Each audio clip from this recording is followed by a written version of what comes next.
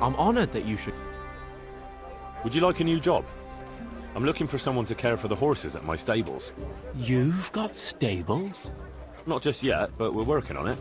Sure, an upstart like you with his own stables. I'll believe it when I see it. God be with you.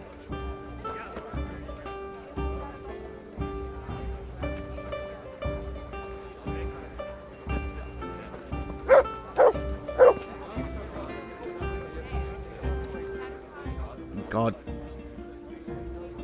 Have you got... Oh, for how long? Here you go. You all like... God be with you.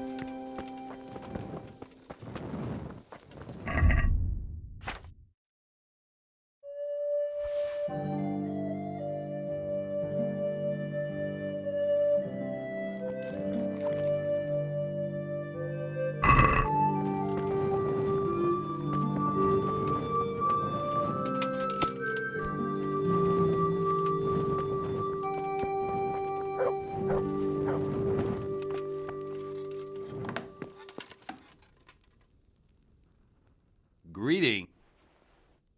Father, sorry. Can't you come back when I have Good luck then.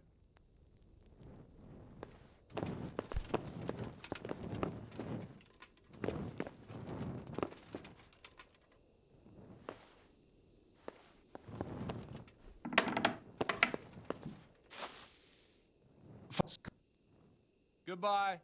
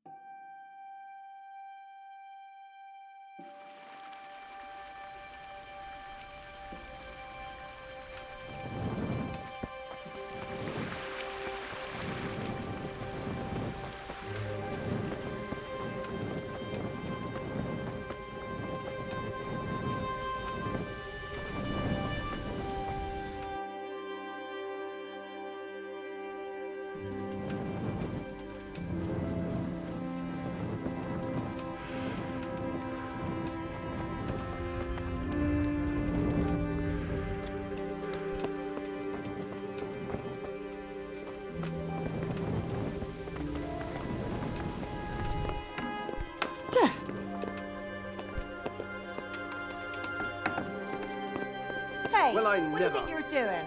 Get the hell out of here.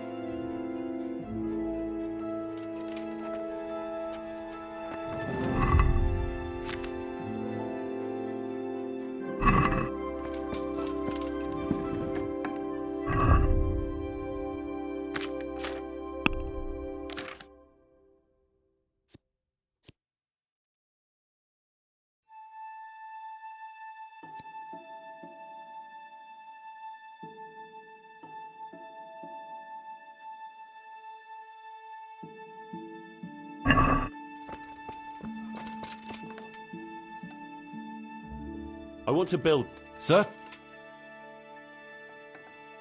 We've already... We'll need plenty of tools, and they'll need repairing too. So we have to have a blacksmith. It's impossible. We need to get some. It's impossible. I'd ra-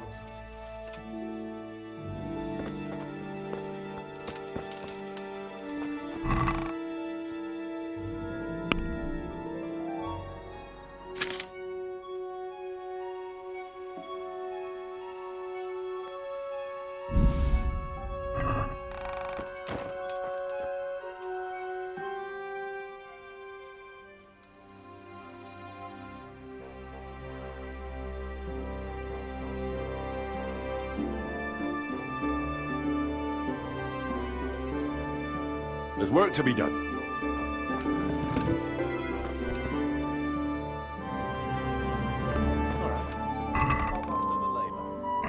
Come with me.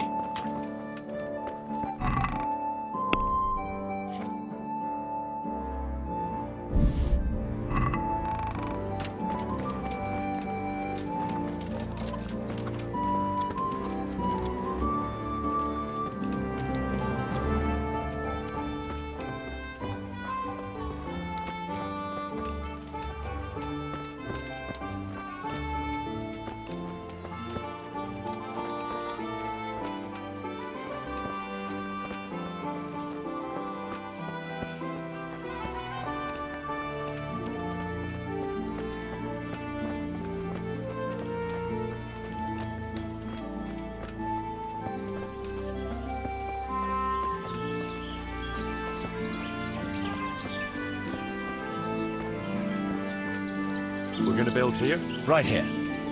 I'm ready. I'll just quickly check again. We've got what we need.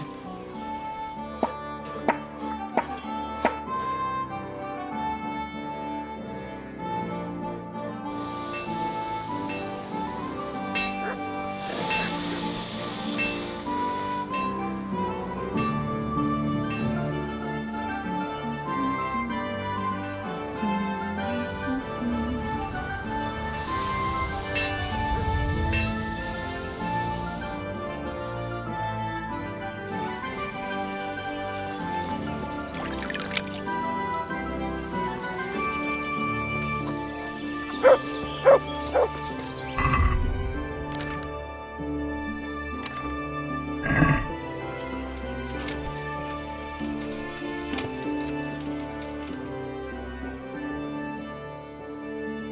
day, Master Bailiff. God be with you. What's the trouble? Lame Agatha, that old crone who lives on the edge of the village. What's she done to you? Well, I thought you should know. She's getting mixed up in the herb woman's trade and selling folk all kinds of ointments and potions. What's wrong with that? It's all a swindle and a cheat. She ought to be burned as a witch. What do you mean, it's a swindle? Because those mixtures of hers don't work. It's nothing but plain water with herbs and pork lard. How do you know about it? Have you tried something from her yourself? Me? Why would I? Well, that would be a sin, wouldn't it? What do you mean, it's a... Because those... So it's not witch's brews she's selling, just ordinary herbs? Exactly, the swindler. But she casts spells too, I can tell you that. Well, I suppose she did something to you, otherwise you wouldn't be here. She X'd my hens and now they won't lay. And she put a spell on her own so they lay double. Spells and witchcraft? That's a very serious accusation. Right. Are you serious? I swear by the Holy Mother of God, she put a spell on them. What kind of ointments and potions are you talking about? Oh, you know, potions for an aching head, women's pains, and herbs to make cows give more milk.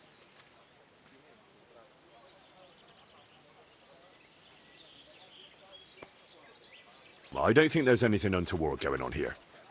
Folk will always turn to quacks and herbalists for remedies. As long as they're hurting no one, leave them to it. Witches should burn. You call that justice? Next time I'll go straight to the bishop.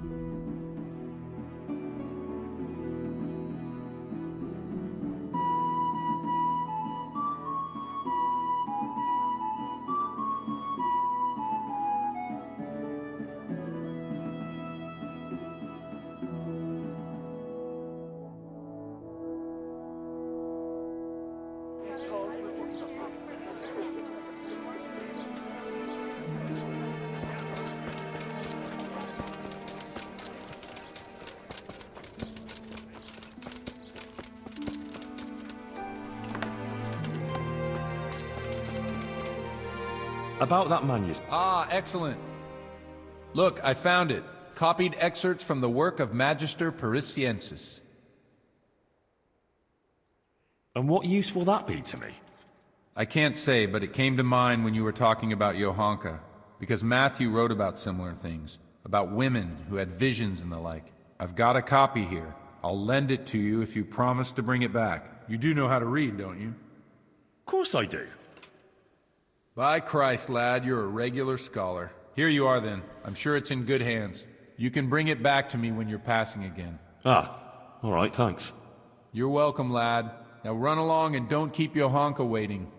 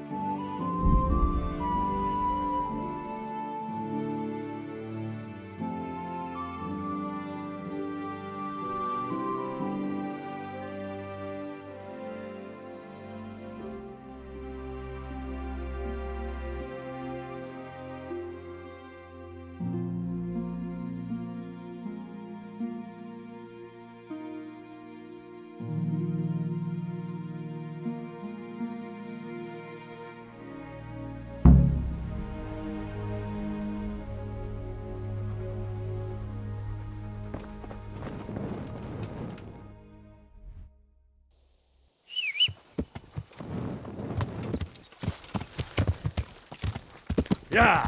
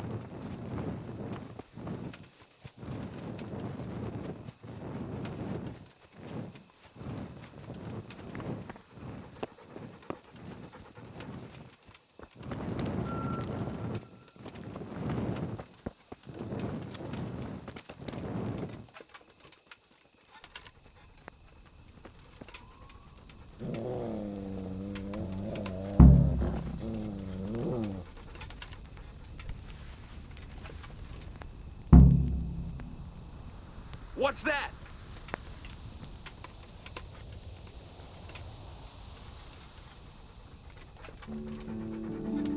Who's there?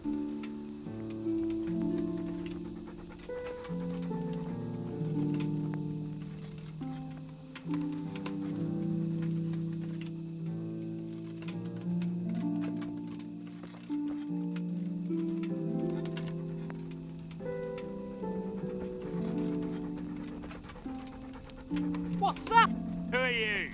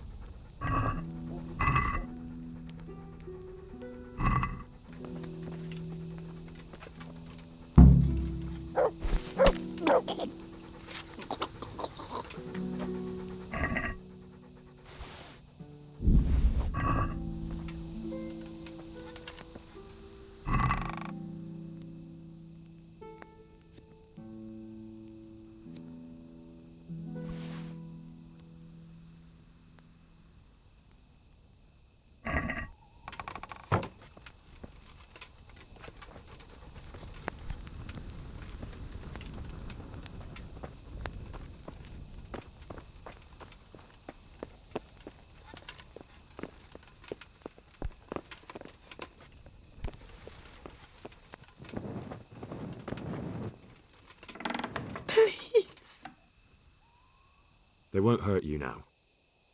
However did you find me? Florian told me where they took you. I'm a fool. I thought he was just a dandy, God knows why. And it turns out he's a villain in league with thieves. And a coward, too. This whole time he knew where I was.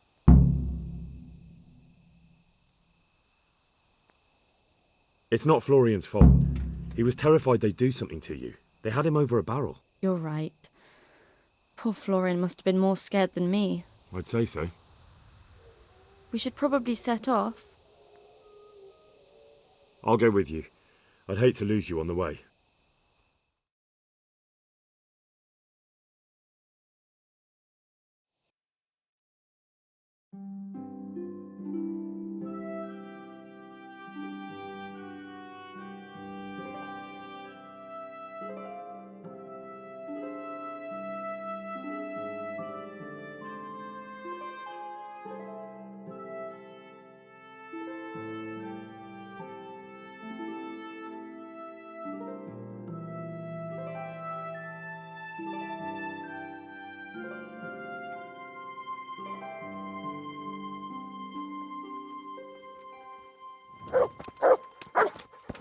Hey, who's there? Was something hereabouts? Hey!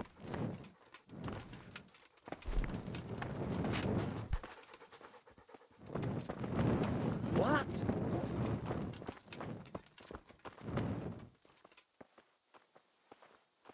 Hey!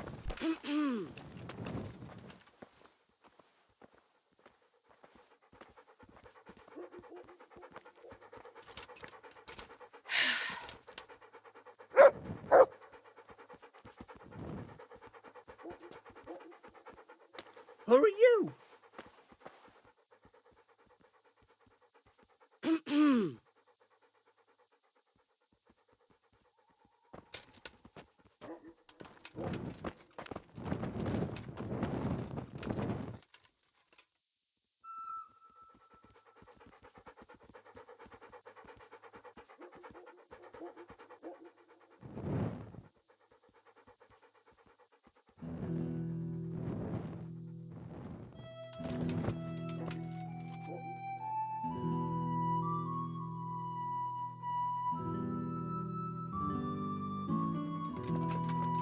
What's that?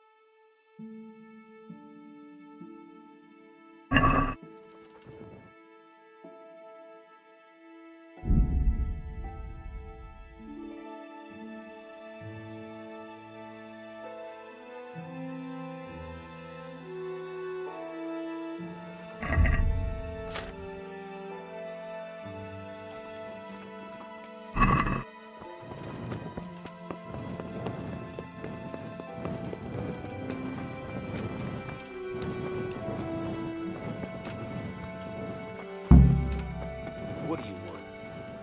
There's no Johanka here. What are you snooping? Where's Johanka? She's locked up at the rat house. Orders of the bishop. Locked up? For what? For heretical speeches. Run along now. If you want to chat about it, go and talk to that monk who smells like an apothecary shop. He's in a flap about it too. Goodbye.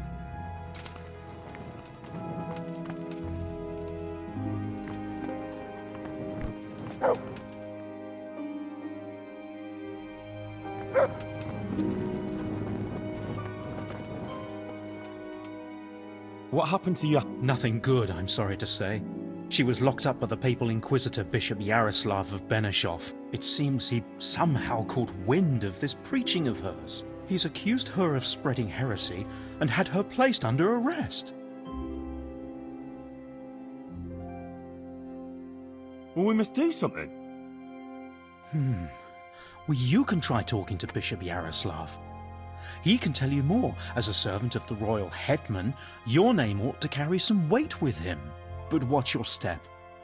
This matter is entirely in the hands of church law, so you mustn't overestimate your lay authority here. Jesus Christ. What's going to happen to her? I don't know, Henry.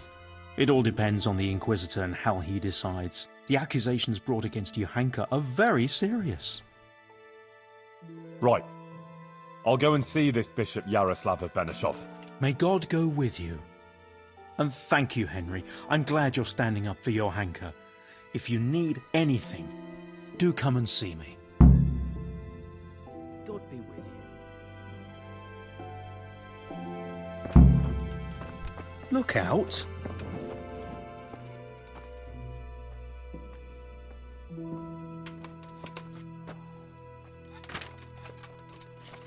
God save you, Henry.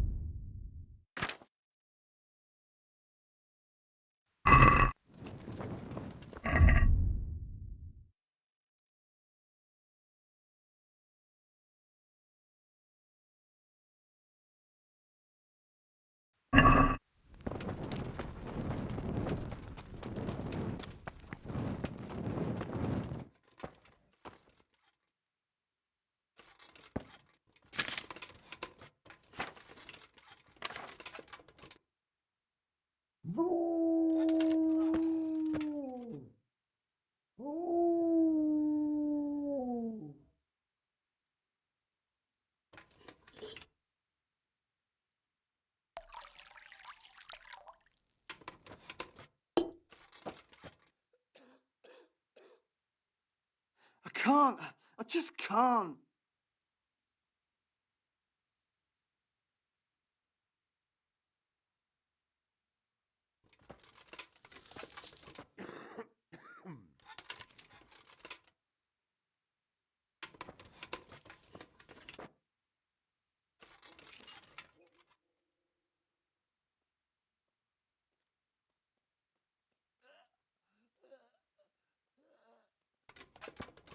I won't get any sleep. I just won't get any sleep.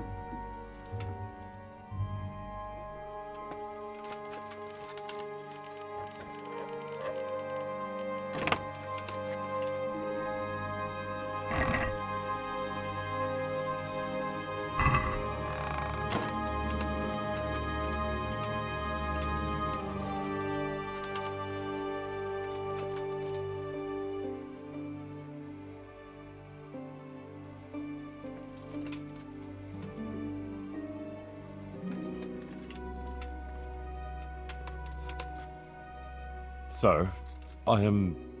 Henry of Scarlet, from the garrison of the Royal Hetman, Sir Radzig Kobyla. I've heard a lot about you, my son. I'm pleased to meet you.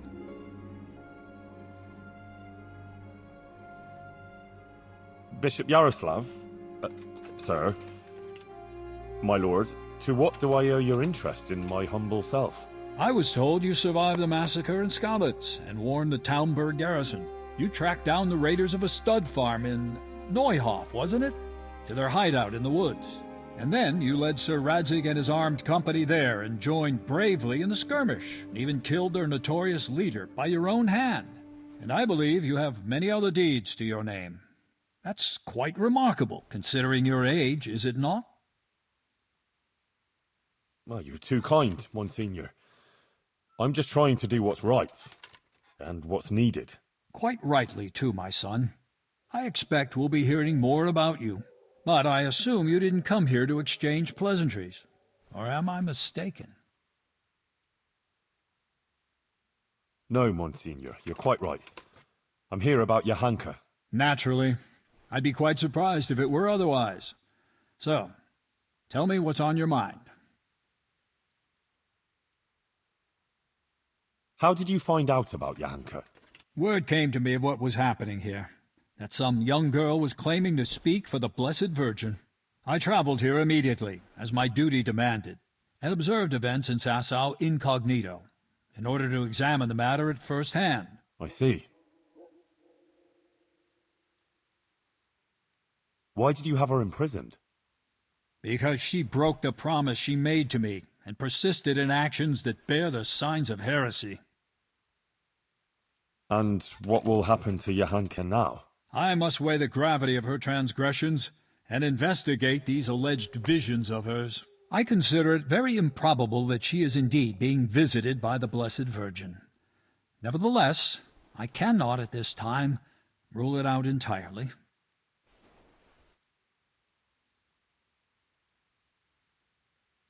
So you think it could be true?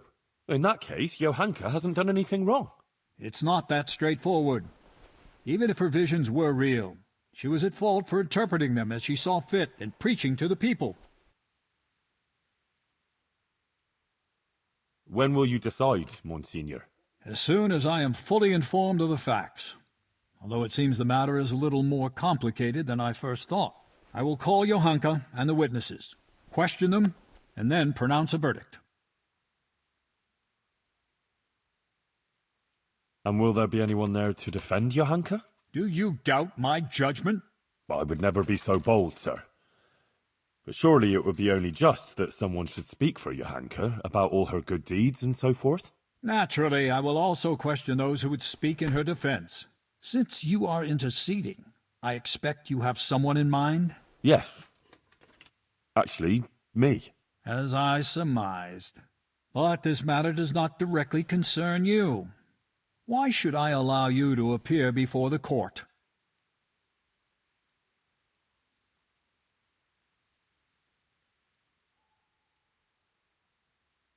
Johanka is my neighbour, and I have a Christian duty to come to her aid. I can't just stand by and do nothing. I have to concur with you on that. Your concern seems sincere, so I will grant your request. Very well. You will defend Johanka. You may speak in her defense if you so wish, and you may also bring witnesses. I will question any such witnesses, and naturally I shall question Johanka too. Thank you, Monsignor. In that case, I'll need to speak to Johanka first. That won't be possible. It's forbidden by the Inquisition procedure. Until the entire matter is resolved, Johanka can speak only to me, and no one else. I would like to expedite the matter. The trial will take place in Sassaw Church in 3 days' time at the latest. Come and let me know when you're ready to proceed. In the meantime, I will continue my investigation. Very well, Monsignor. I had better get on with it then, sir. Farewell. Before you go, you know Johanka longer than anyone else. You spent a lot of time with her, as I've discovered. Tell me, my son, truthfully, what do you think of this whole affair?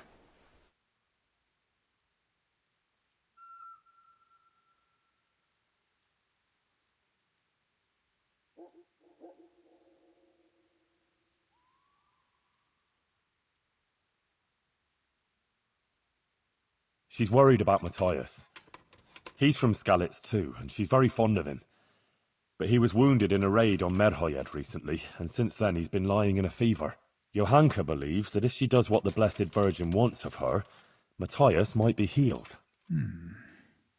Interesting. Anything else? Johanka helped a lot of people. She worked her fingers to the bone helping Brother Nicodemus with the sick and injured. That is certainly commendable. What else can you tell me about her?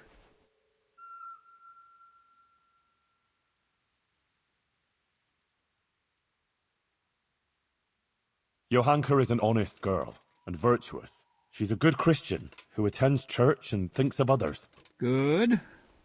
Please continue. About the Virgin Mary?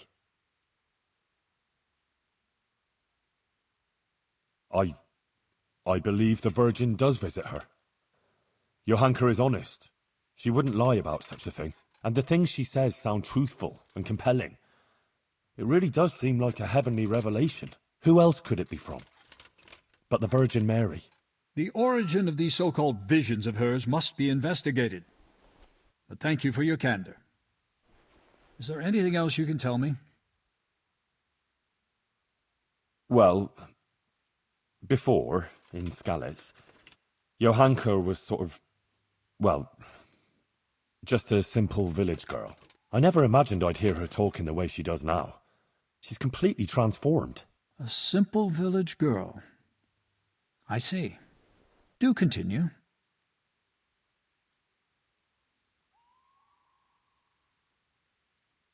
That's about all I can tell you. Is that really everything?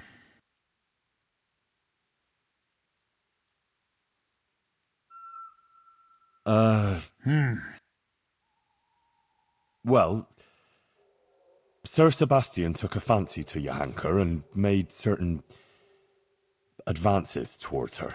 And I think she might have got involved with him. Sebastian von Berg? The custodian? But to my knowledge, the man is married. But it's all over now. She's finished with him, really. So, the gossip about her fornication here is truthful. What else can you tell me? Maybe. She didn't treat everyone equally. She took better care of her former Skalitz neighbours than of the other patients, of course. It's understandable, yes. Some people are dearer to her than others, but whether by doing so she sinned. Anything else, Henry? That's about all I can tell you.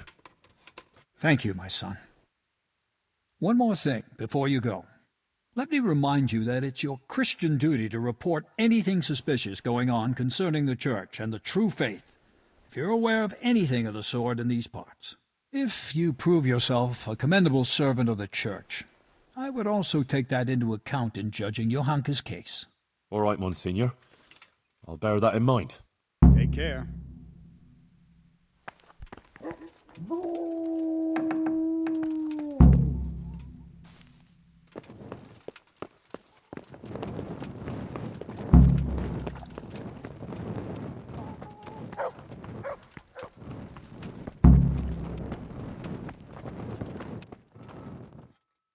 Brother Nicodemus, You've heard something? the Inquisitor has decided that Johanka will be tried, but he's agreed that I can defend her. That's really quite unusual. It must mean he hasn't come to a clear conclusion yet. Yes. I'll get her out of it. I'm afraid it may not be that easy. The thing is, I expect Johanka will say the same things before the court that she's been preaching. What are you saying? Well, I've been thinking about what she's been saying, and it seems to me her preaching has a certain progression. Are you acquainted with the notion of the three orders of man? Not really, no. It's like this. It's said that everyone has their God-given place and purpose on earth. Laboratores, oratores, and bellatores. Those who work, those who pray, and those who fight. The common folk are born to work, to reap the fruits of the earth, and to obey the laws of God and man. It is the purpose of the nobles to protect the people and the church against all dangers, and to maintain peace and justice on earth. And the church, in turn, has the task of caring for the spiritual welfare of all, ensuring the salvation of their souls, and bringing solace to the people in times of hardship, so that they can endure their earthly trials and enter the kingdom of heaven. But what's all that got to do with Johanka? Well, I noticed in her first sermon she primarily addressed the concerns of the common folk, and in the second she criticized the nobility. I suppose so. But I still don't get it. In short, I'm afraid that now she might start talking about the church if she gets the chance. And if she's as critical as she was about the lords, I dread to think how that might end up. Henry, you must warn her against that. She must show humility before the Inquisitor, and the wisest course would be to admit to being wrong. She's rather stubborn, but perhaps she'll listen to you. But the Inquisitor said no one's allowed to see her. No one except the Inquisitor's own men. You'll just have to think something up. I'm afraid Johanka's fate is mainly in your hands now. I'm relying on you.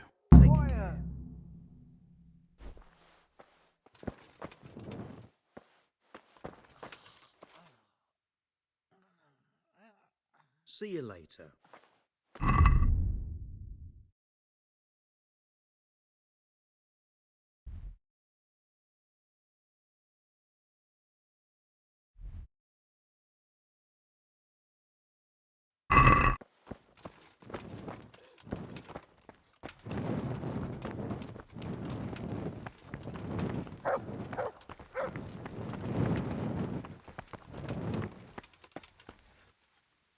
Adela, the Inquisitor is going to try Johanka in court. Oh, Lord. I hope she's acquitted. I was absolutely devastated when they took her away. I need people to speak in her defence, and I'd like to ask you to do it. I don't want to go there. Really. I'm afraid of that Inquisitor. But you helped me, and so did Johanka. It's only right that I should try and help her. But what am I supposed to say there? I'm just a simple village girl. I don't know anything about these things. That doesn't matter. You just be yourself. It should be enough to talk about all the good Johanka does here, and how she helps others. I'll send for you if you're needed. All right. Thanks a lot.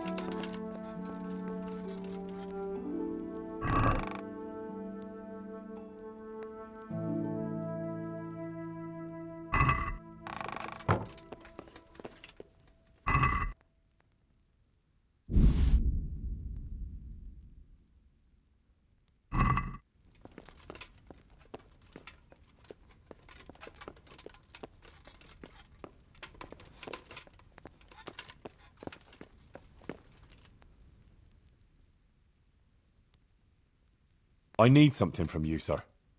I suppose you heard that Johanka was locked up by the Inquisitor and is facing charges of heresy. I did, and it's most disturbing news. What you might not know is that he's agreed that I can defend her at the trial. You? Do you even know what to say? Sure I know. It'll turn out just fine. Trust me. But I need you to testify at the court. In Johanka's defense, of course. Naturally.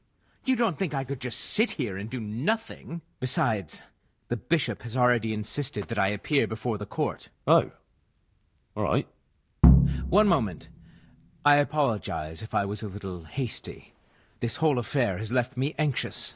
I appreciate that you want to defend her. However, I don't think it would have any effect. No offense, but I don't think you'll be able to achieve anything in court. I'm afraid the Inquisitor will judge as he sees fit, whatever anyone says. But I have an idea how you could help. Oh? How's that? Flee. With Johanka, of course.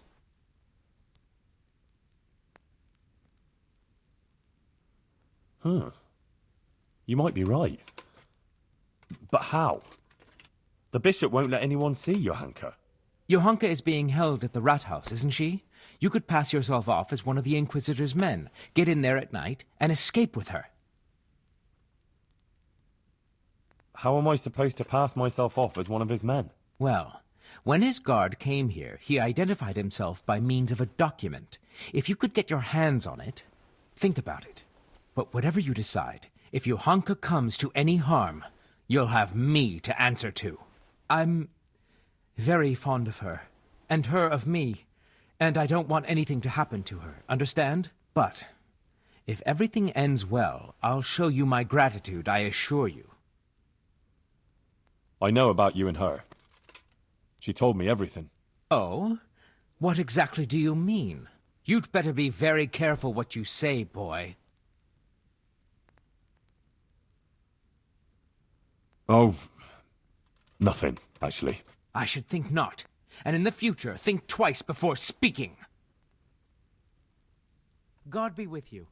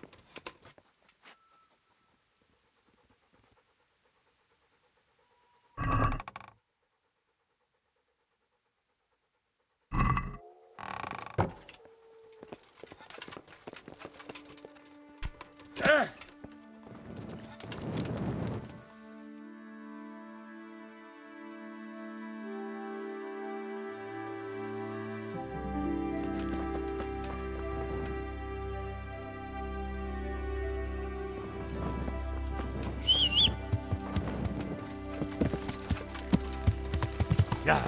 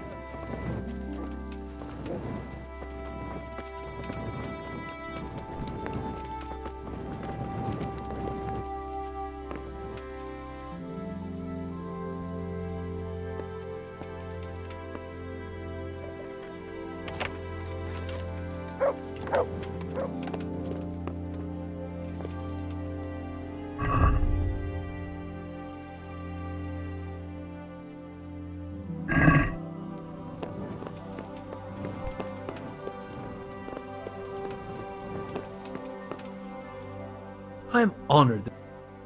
Are there... Nothing I've heard. Goodbye.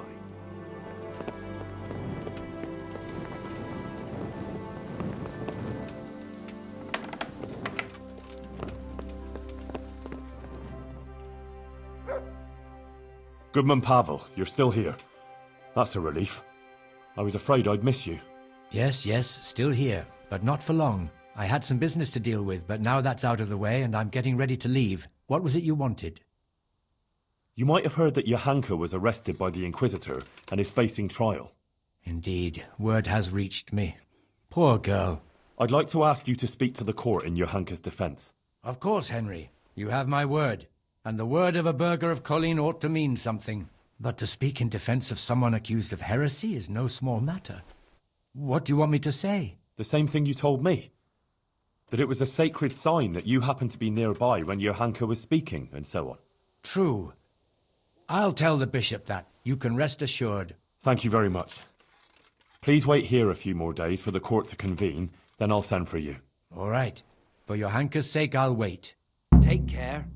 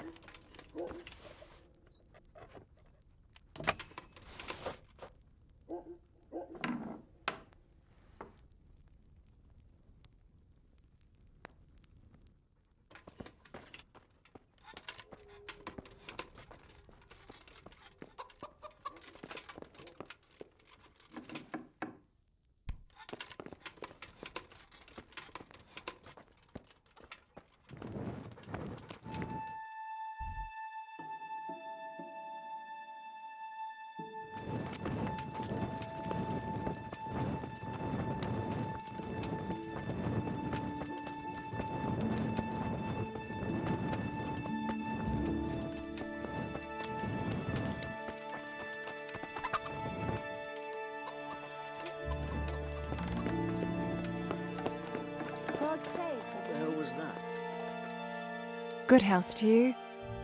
I need your help with something. I'm sure you've heard. Johanka was locked up by the Inquisitor. Who hasn't? The whole of Sasso is talking about it. And the Inquisitor was asking around about her. I'd like to ask you to appear before the court and say something in Johanka's defense. I can't say I'm keen on going there. But Johanka helped me. And you did too. I think it's only right that someone should say something good about her. Ah, thanks, Guta. I appreciate it. I'll send for you when it's time.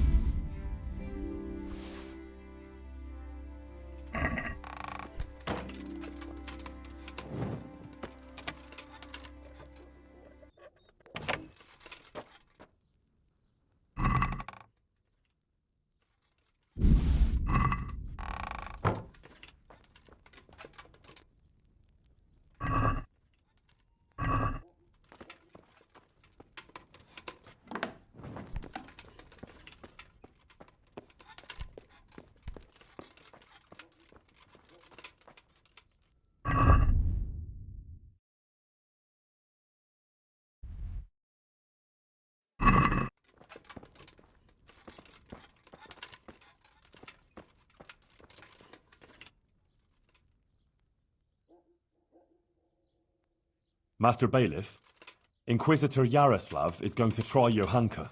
I know. He was here asking questions, too. Oh? What did he want to know? Various things. Like how things are here, whether people are honest, whether we observe the fest days, and so forth. And then he asked about Johanka. About what she preaches, whether people come to listen to her and that. He's been talking to a lot of other people in Sasau, too. I even heard that Katra, the swordsmith's wife, invited him to dine with them. That's interesting. Thanks for telling me. Was he just asking questions, or does he want you to testify before the court? Yes, he did ask me to testify, and I'm none too happy about it. I see. And what are you going to say about her? It depends what I'm asked, but there's not much I can say. I don't know Johanka very well. She seems virtuous and self-sacrificing to me. She's never done anything wrong, and no one here ever had a cross word to say about her. Until recently. Maybe some gossip about her and Sir Sebastian. But I've heard similar talk about half the women folk here. Johanka has helped a lot of people here, selflessly. Her heart is in the right place. True. But then there's that preaching of hers. Folk have been falling out. They're split according to whether they believe Johanka or not. I don't know quite what to think of it myself. But I don't want to jump to conclusions. I'll wait and see what the learned bishop has to say. Couldn't you add something good to your testimony for... What? Are you trying to bribe me? Good Lord, no. I wouldn't dream of it. I expressed myself badly, that's all. What I was trying to say, rather clumsily, is that I'd be very glad if you were to speak on Johanka's behalf, because she really deserves it. Well, I'll overlook your clumsiness then. Thank you, Master Bailiff. Good luck to you. I'm honored. I've come about the We can't do it in the middle of the night. All right, Bailiff. Take care now.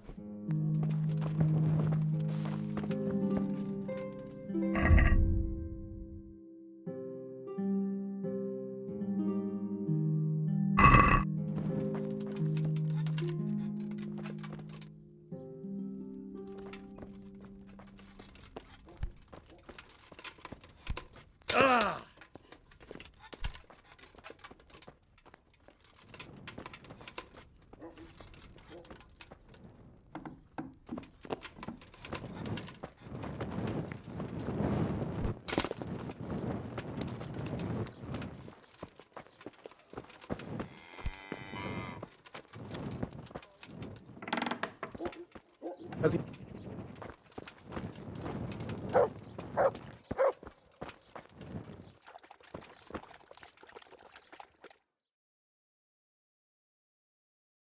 Hey, no one's allowed to talk. Bishop Yaros.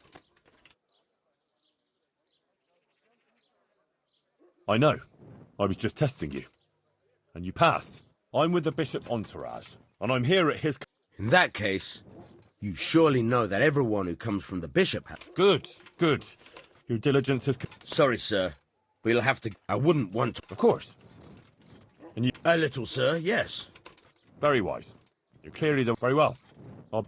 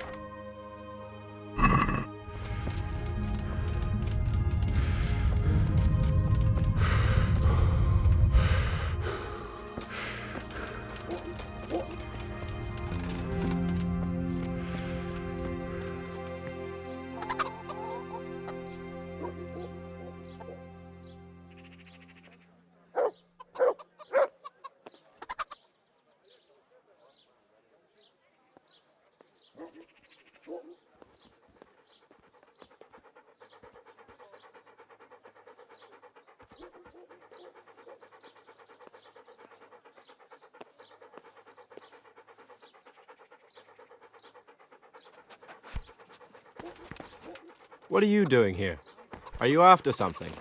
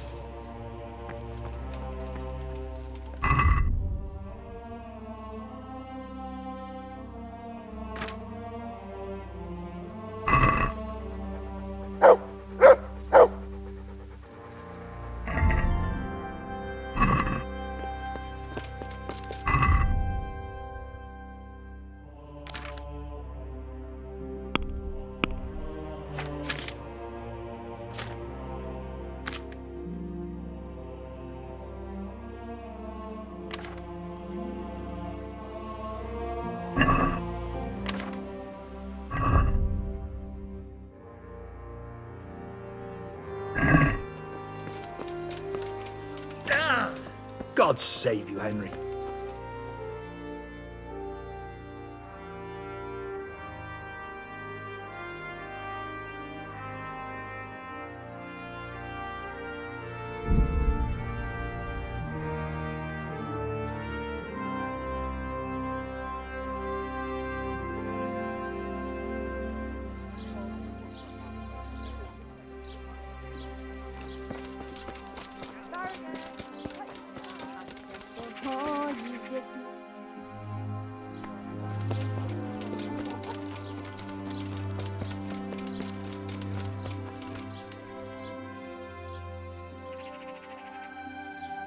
Here's a document. See? Show me that.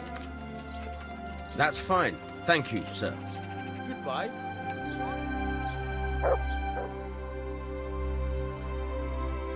Johanka, are you alright? Yes, Henry. I'm fine. I'm glad to see you. I spoke to the Inquisitor. He wants to put you on trial. I know. It's all in God's hands now. No, it's not. I mean, it is, of course. But the bishop has allowed me to defend you. You want to defend me? Thank you. Henry, that's very kind of you. But you needn't bother. Our Lady won't let anything bad happen to me.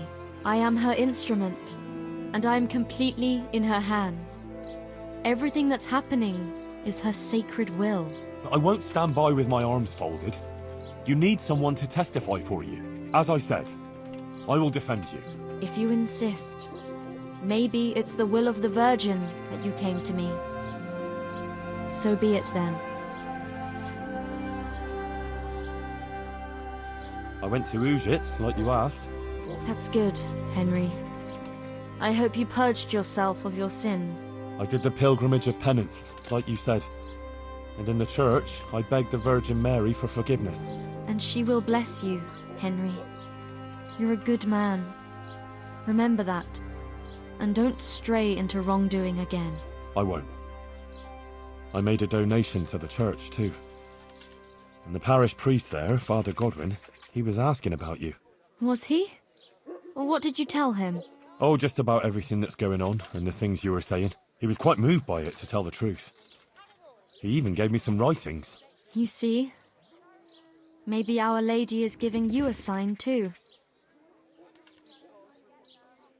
What did Bishop Yaroslav ask you about?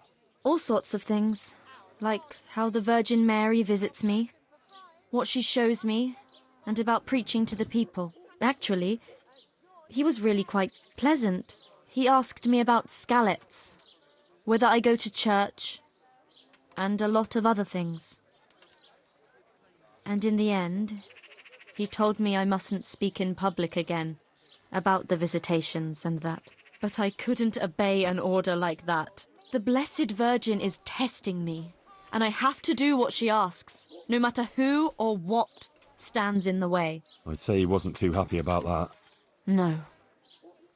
He came there with his men, dispersed the people, and had me arrested and locked up here. About that trial? Yes, the trial. I'll get some people who will testify for you in court. But Brother Nicodemus is worried you'll say things that will make the Inquisitor angry. Please don't do that. You have to talk to him respectfully, answer his questions with humility, and not say anything to annoy him. And don't say anything against the church or priests. Please. I'll say only what the Blessed Virgin wants me to say. Johanka, please. You mustn't say anything against him or the church. Be contrite. Maybe even admit you might have been wrong about some things. I don't think the Inquisitor is so bad. If you submit to him, he'll drop the charges. You too now. You're speaking exactly the same as his assistant. The two of you joined forces against me, did you? I've nothing to do with him. I didn't even know he was here. Believe me, I'm really trying to help you. You don't believe me anymore, do you? I do, Johanka, I believe you. But in court, you must speak reasonably, prudently. A lot depends on it. Maybe even your life. I appreciate your concern for me, Henry, really, I do. But you must understand. I can't deny that the Virgin Mary visits me or what she wants to tell us. Not now. After everything that's happened, I can't. Otherwise, she won't heal Matthias. But you have to consider yourself and what's good for you. Surely you don't want to be convicted of heresy? That won't do anyone any good, neither you nor Matthias. I've already told you. Everything is in the hands of the Blessed Virgin. I will accept with humility the fate she grants me. Oh, Sacra. This is going to be a right mess.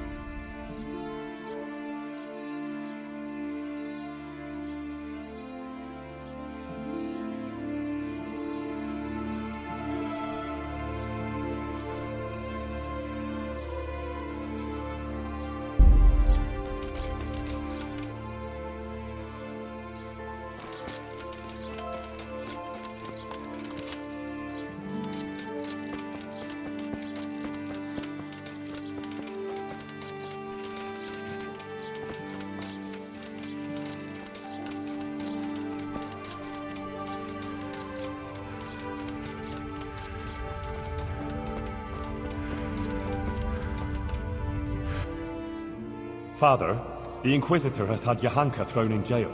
I know, son. He's planning a hearing. Rightly so. It's about time this whole matter was dealt with. What do you think about it, then? As I say, it's a good thing that the matter is being investigated. The things Johanka has been preaching are, to say the least, disturbing. Who knows what these dreams are that she speaks of?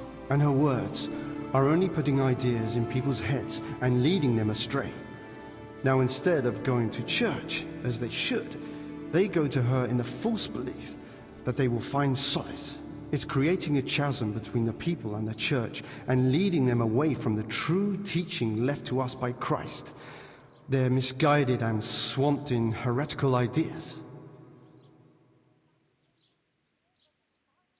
But Johanka is no heretic. She's a good, kind girl who's only trying to do the right thing. I'll defend her. Suit yourself. But mind you don't get ensnared in her fallacies, and leave it to the bishop to judge the matter. Of course. Good luck then.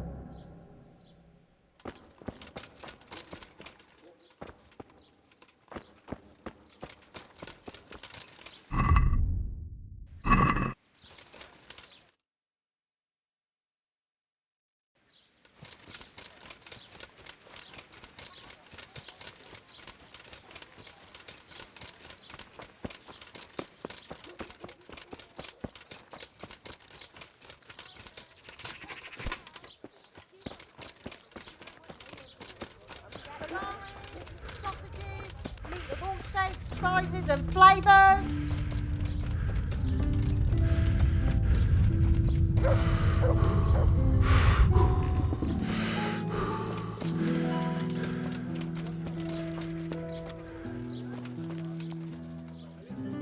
I am honored that I found that Esther of yours. I know! Back already. How can I ever thank you? By telling me all about the goings-on with Rapita. They found me in the tavern one evening, caught me when I went to the ship pile, and they started to badger me about working for them. They? Yes, Rapita. And a knight they called Sir Jezek. And then what? They explained what they wanted from me, and I told them to sod off. I'm guessing that didn't go down too well. It wasn't all that bad. They just threw me on the dung heap and left. And I thought it was just a drunkard's joke. But then they took Esther. Where will I find Rapita? He's usually wherever I am. What does that mean? He watches me.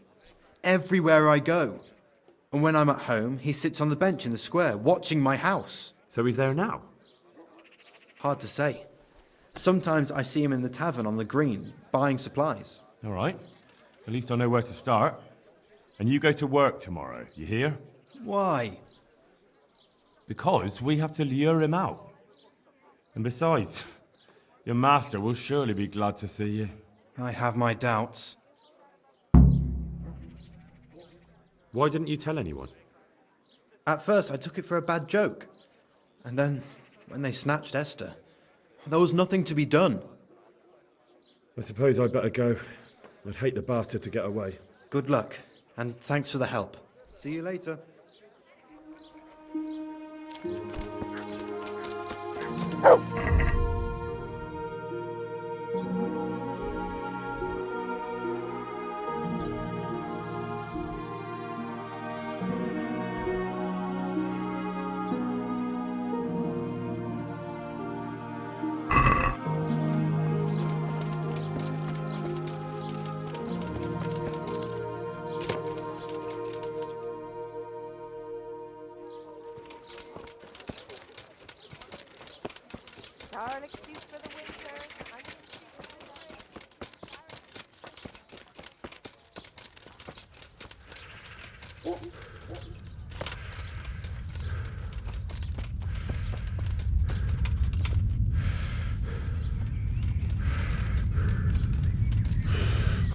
Good help. I've come about the duel. We can announce it right now. Let's do it. I'll have it announced around town. You come along at just the right time. It'll be a fine show for the townsfolk, and I'll finally get that pair and their constant squabbling off my back. Take care now.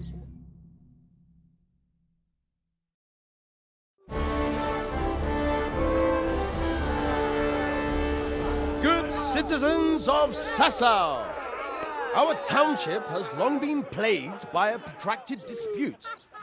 As you are no doubt aware, Zach, the blacksmith of the monastery courtyard, and Master Armourer Otto Rabstein have been, for some time, at odds.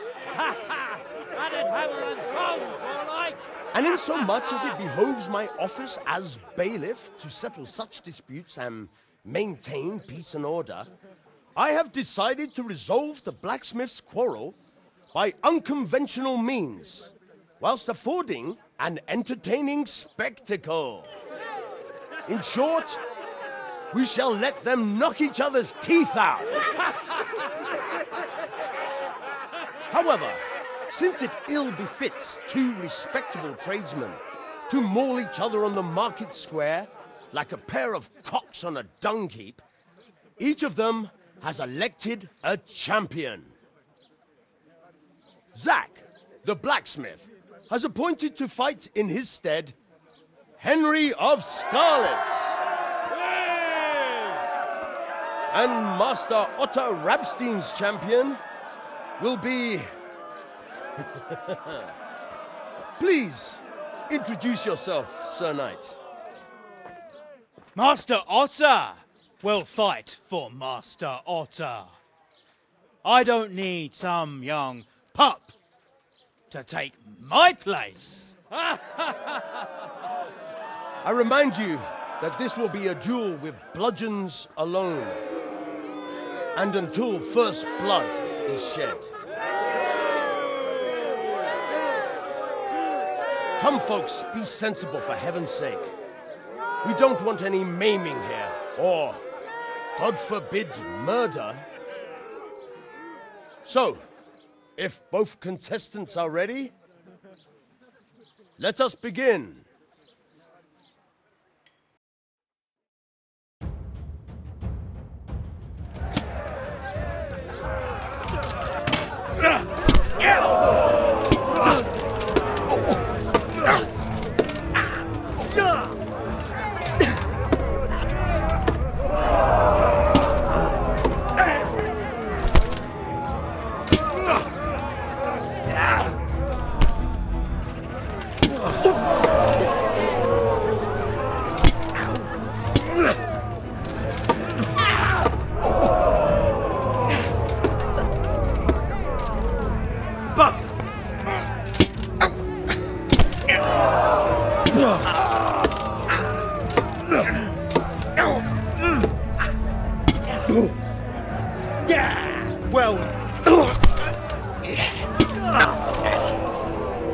Missed!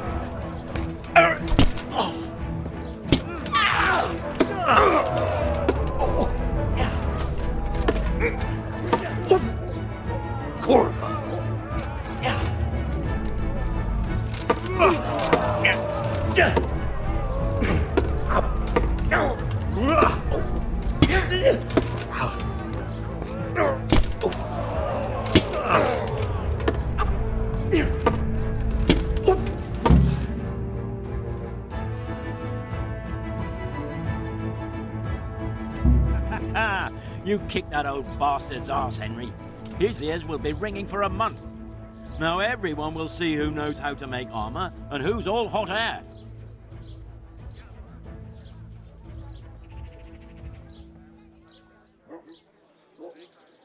It was as easy as falling off a log. Any other business disputes you'd like me to sort out for you? I might have, lad, but not any you can solve with a bludgeon. Anyway, come by the forge later for your reward. All right? Aye. This year it's 12 summers gone since they died. Time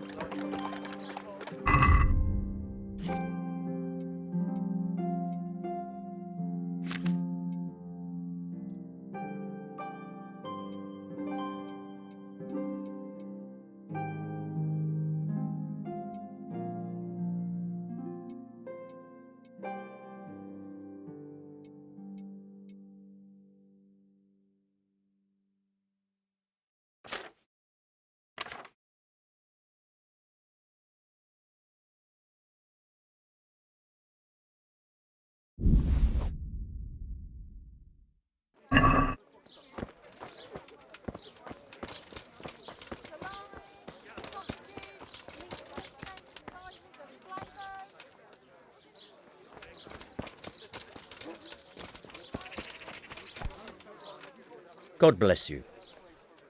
See you later. Look what I've got for you. Come right up. It's a feast for your eyes and your stuff. It's hard for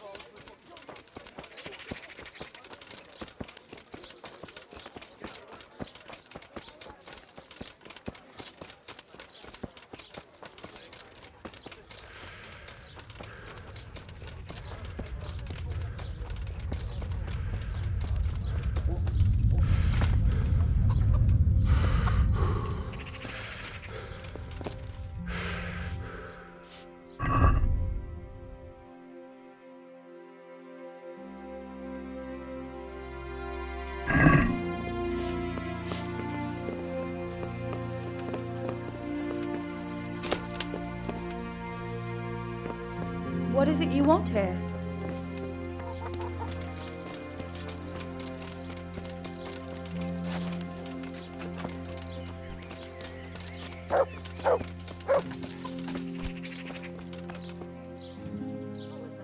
God!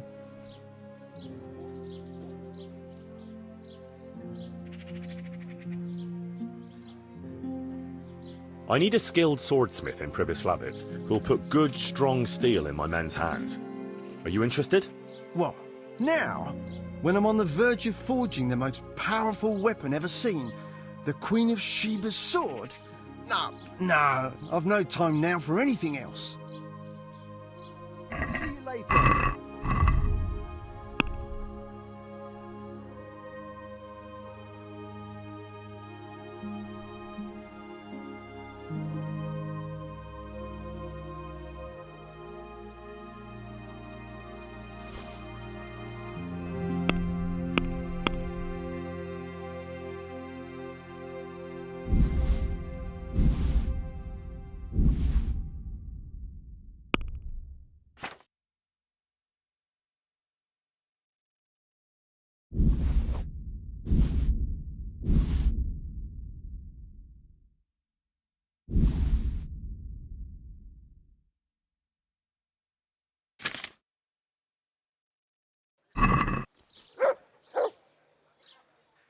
Take care.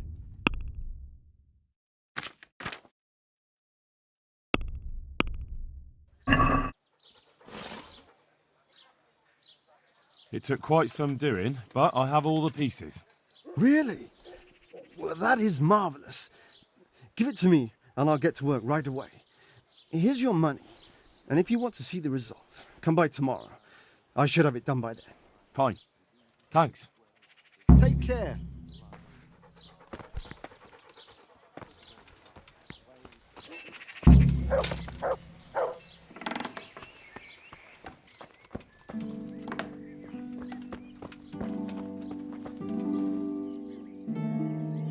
I'm here about Johanka. You're that fella of hers, are you? What do you want? No. I'm just a friend of hers. Matthias is her fella. Huh. God knows how many she has. I heard you invited Bishop Yaroslav to come and dine with you? Yes, so what? Bishop Yaroslav is an esteemed visitor to Sasau, and it's only fitting he should be suitably hosted by devout burghers. And what did you talk about? What we discussed with the Monsignor is none of your business. What have you got against Johanka? Nothing. The question is, what has she got against us? Tell me that. What?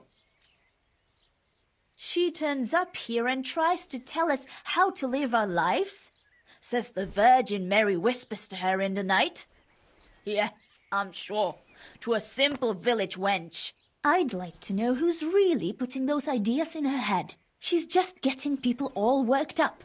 Men, especially. Coming around here with her nonsense. Sasau is a decent, orderly place, I'll have you know. We don't want any trouble here. All this talk about hellfire and the end of the world.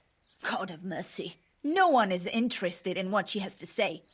All they want is some spectacle. She ought to have thought twice before she started. Not that she wasn't warned. What do you mean, warned? As I said, she was told.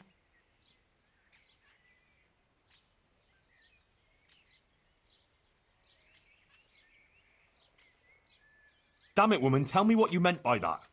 I didn't mean anything by it. Out with it! If you must know, some of the fellas want to have it out with her and tell her to stop. No one wants her speeches here, but would she listen? No.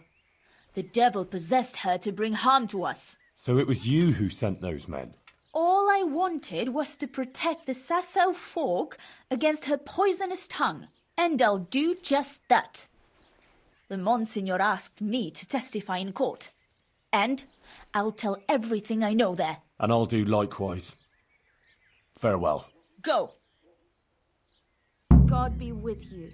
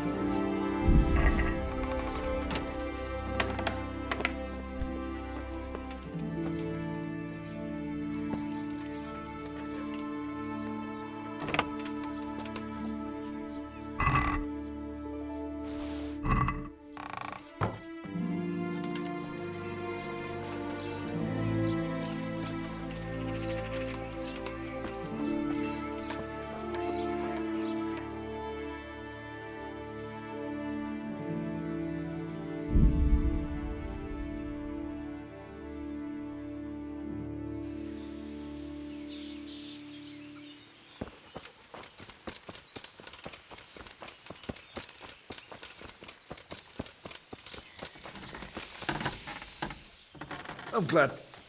See you later. I'm honored that... I'll come for my reward. Of course. And thanks again, lad. It's worked wonders for my trade. And will Otter sell you his business? I don't know, but the way things are looking now, his trade will soon be dead as a doornail anyway. I'm glad your trade is going well. Now, about our little deal. Ah, that little matter. Right. I'd like to make you an offer. Have you heard about Pribyslavitz? Oh, aye. I heard something about that. What of it? I'm bailiff there, and I'm rebuilding. We're planning to build an armoursmith's shop there. And you want me to run it? That'd be great. Come and see me when it's ready. So, out with it. How is it all arranged? One evening I got a visit from this scruffy beggar calling himself Rapota. He had a yellow cape on and kept whistling to himself. There was a knight with him too, but he didn't give his name. They told me what I had to do, how much I'd get for it, and I had to keep my mouth shut. And where can I find this Rapota? Or the knight? I don't know exactly. But I've always left the wagon with the goods behind the monastery, on the hill there, next to a small chapel under a big tree. Anything else? No.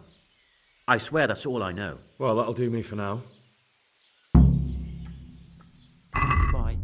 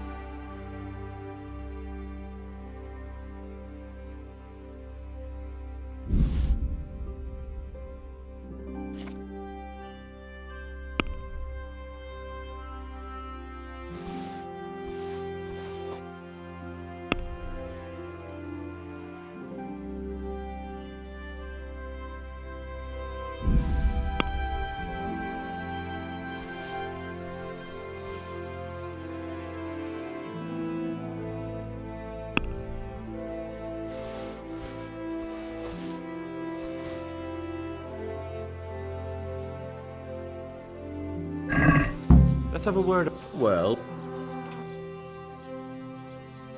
is this enough? Forget it. See now?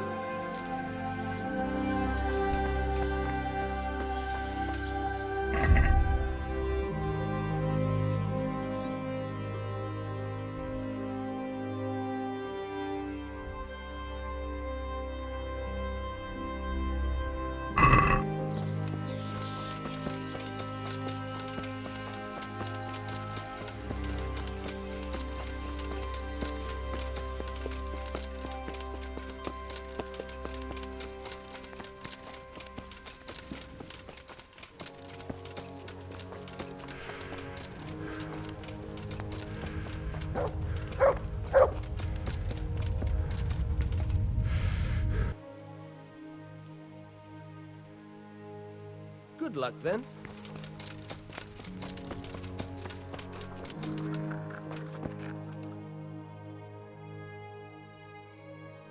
Would you... Well... I spoke to Johanka. And did you manage to convince her? I'm afraid not.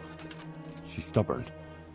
She says she answers only to the Blessed Virgin. Oh dear, Henry. That's not good at all. What about her family? Doesn't she have a relative she might listen to? No. None of them survived the raid on Skalitz. She has no one at all left in the world? Poor child.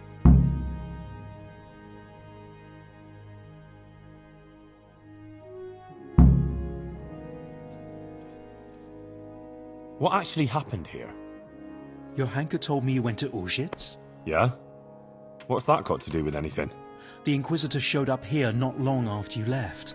Apparently he heard about Johanka's preaching somehow. He even observed one of her sermons outside the town in disguise. He had her brought to him and spent a long time trying to discourage her from what she was doing. But then she went out again to preach about her visions outside of town. But before she even started, the Inquisitor turned up with Fabian and the guards. He said Johanka had ignored his outright ban, and he had her taken away. Then he warned the people there that Johanka was spreading heresy and undermining the church's authority, and forbade them to listen to her. I can't. That's all? Just can't. Didn't you speak to the Inquisitor? No, actually I didn't. He saw me there listening to her preaching, and I was afraid to come forward and talk to him. Well, that's understandable. Thanks. It sounds pretty serious. It is. I'm afraid it could be very serious indeed. What exactly does an Inquisitor do? The Inquisition is a papal institution that deals with heresy, so people don't succumb to charlatans, false prophets and deceptions, and put their faith and their immortal souls in jeopardy. The Inquisitors have all sorts of powers, the kind we here can do very little to stand up to. And what can he do to Johanka? I'm not entirely sure. These legal issues are very complicated, but he could certainly excommunicate her, and maybe even sentence her to death. Who is this Bishop Yaroslav? I've never heard of him before, but the prior has. He said he's very well learned and the Bishop of Sarepta. Sarepta? Where's that, Moravia? No, it's far, far away, near the Holy Land. He got the title from the Holy Father himself. And this bishop came all the way here from whatever? Sarepta, but I doubt he's ever been there. It used to be a bishopric in the days of the Apostolic Fathers in Phoenicia, near Israel, but it was ransacked by the Muslims. Now it's just a titular bishopric. And Yaroslav is the titular bishop. Titular bishop? Like he's not a real one? It's, let's say, an honorary title. It refers to a diocese that no longer exists. And since a titular bishop has no diocese to oversee, he can devote himself to handling other very important church affairs, like ordaining other prelates, for example, to maintain succession through the centuries down from the time of Christ and his apostles. Do you believe Johanka is really being visited by the Virgin Mary? Well, yes, Henry, I do. The things she says and the way she speaks. She doesn't sound like herself at all. I know she can't read, so where else could she have got it? Frankly, I can't think of any other explanation, within the bounds of this world. Witnesses can be summoned for Johanka's trial. So I wanted to ask you if you'd give a testimony.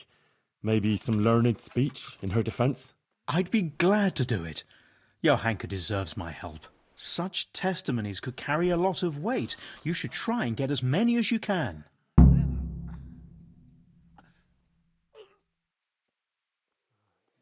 What? He had a... It sounds pretty... It is. Take care. I won't get any sleep. I just won't get any sleep. Matthias? You're better. Henry? Is it you? Yes, it's me. Who else would it be? I'm glad you're here, Henry. I feel a bit better now. I'd even like to eat something. I must tell Johanka. She'll be glad. Johanka's not here. Well? Where is she? How to begin? Look, things got a bit complicated here. The main thing is... Johanka is in jail, awaiting trial. What? What happened?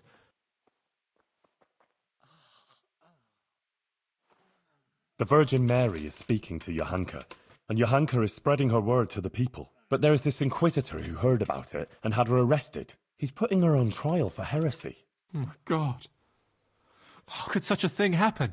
But if Our Lady is speaking to her, surely nothing can happen to her. Well, I hope not. Trouble is, Johanka is very obstinate, and she's likely to say things in court that will just make it worse for her. Listen, Matthias, I need you to go with me and talk to her. Maybe together we can convince her to see sense. I wish I could, but I'm still too weak to even get out of bed. I'm sorry, Henry. I just can't do it. You know what? Tell her I'm feeling better, and I agree with everything you tell her. Give her this dice. She'll understand. It'll almost be like I was there with you. Dice? It's complicated. Back in Skalitz, Johanka wanted me to take her dancing, but she was too shy to ask. She thought if she took my dice and then brought it back to me, I'd be grateful and ask her to dance. Crazy, I know. But that's girls for you. But I asked her anyway. And that evening she told me everything. Girls, eh? I know what you mean. Henry, please, look out for her. And make sure nothing happens to her. I'll do my best. God be with you.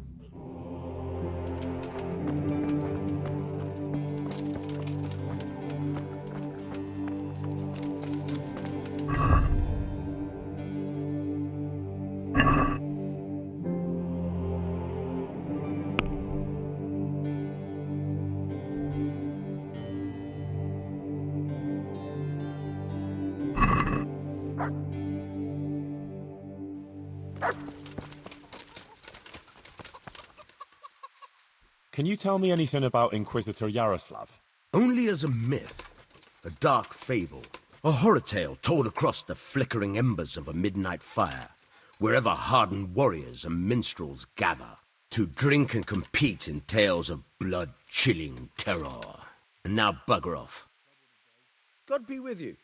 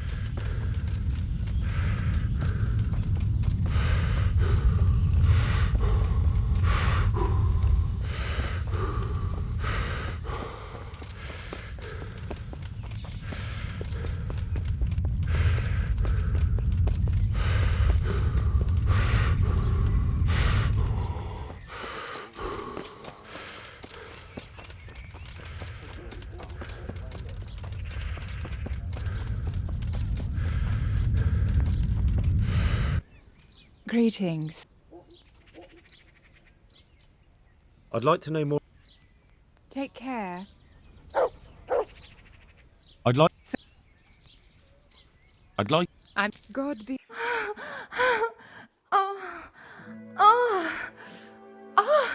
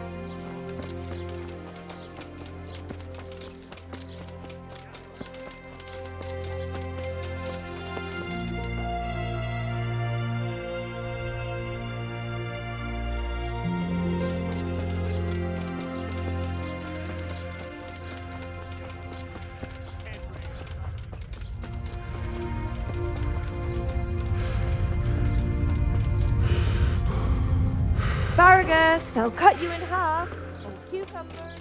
Come right up. It's a feast for your eyes and your stomach. It's hard to resist. You're not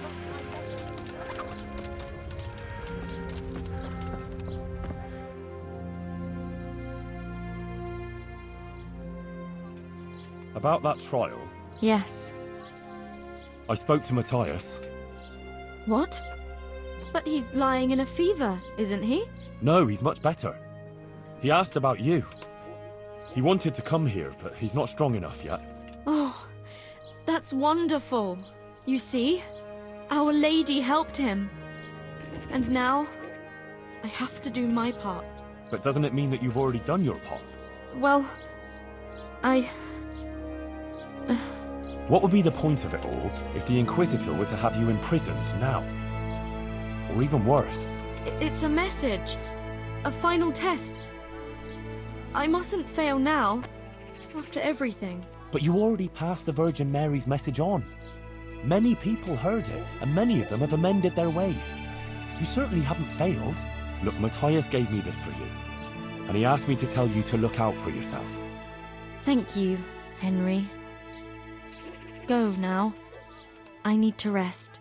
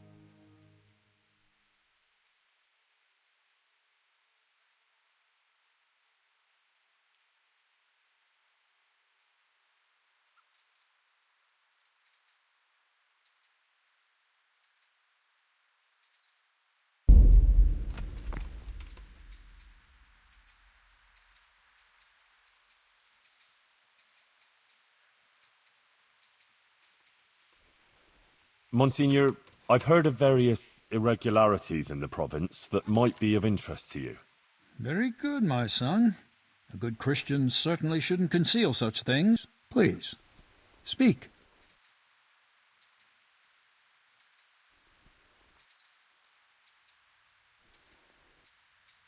A demon's skull was found on the church building site. Yes. I heard something about it. A disturbing report. Tell me what you know about it.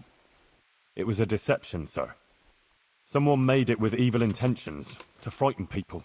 I found the skull and brought it to the local knacker. He confirmed it was a human skull with animal horns stuck on. You did the right thing, Henry, in uncovering the deception and in telling me about it.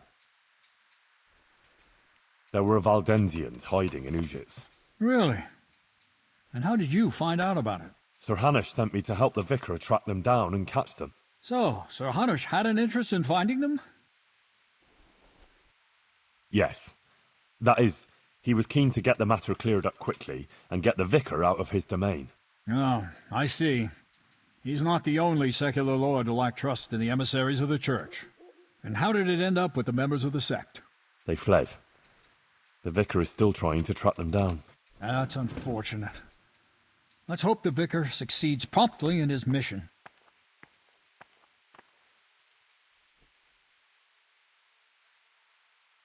The former parish priest of Rovna, Father Simon, went missing one day. Everyone thought he'd fled from the province, but in fact he just went to the woods and became a hermit. I see. Why did he do that?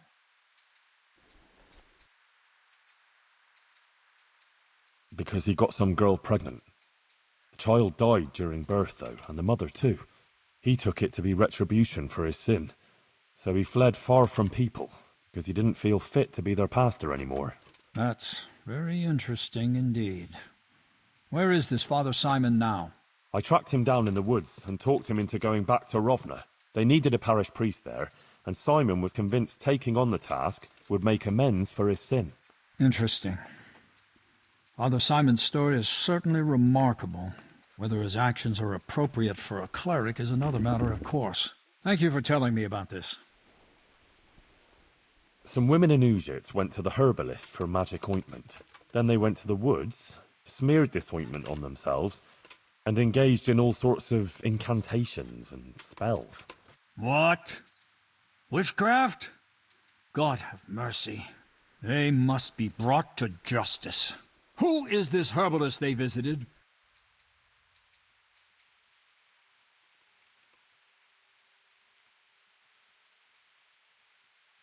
Not to worry, Monsignor.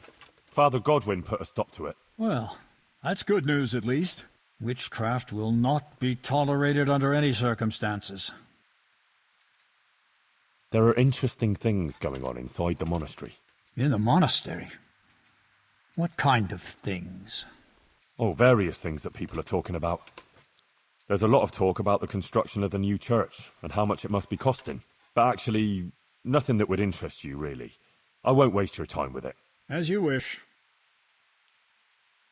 That's all, Monsignor. All right, Henry. Why did you have Johanka imprisoned? I talked to her for a long time about the things she was saying and about her convictions. I warned her that she had to stop preaching in public. And I told her if she had any further concerns, or, as she claims, visions, she should come to me. Johanka chose to ignore my warning and continued with her preaching. Obviously, I couldn't turn a blind eye to that kind of disobedience. But what's so bad about what Johanka has been saying? Look here. It's simply unacceptable that anyone at all should come along and stand up in the market square and preach about God's will or how he or she interprets it. God gave us his teachings, which we must honor, and he showed us how to fulfill them. It is only those teachings that lead us on the path to salvation and God's grace. But understanding those teachings is no simple matter. It demands learning, time, and effort. That is one of the tasks of Holy Mother Church. What Johanka has been saying is dangerously close to heresy. She must be brought to see the error of her ways, and her disruptive actions must cease.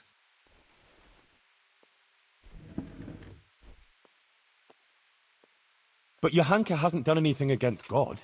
On the contrary, she's devout, and she's trying to redeem sinners. Perhaps, but she's also incited disobedience to the nobles, and that is a serious accusation. Think of it like this. You have to pass through a dark forest filled with hazards. Many paths lead to that forest, but only one will lead you safely through it. You know which is the right path, but others don't. Would you show them the right path, or leave each to choose his own and very likely lose his way?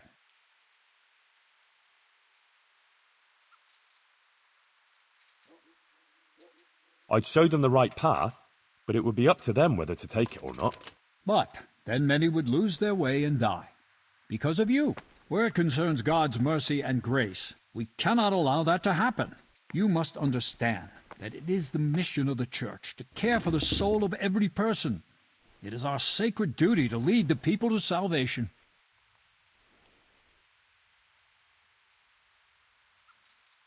But that's just what Johanka was doing. Trying to show people the right path. And what makes you so convinced the path was the right one? Well,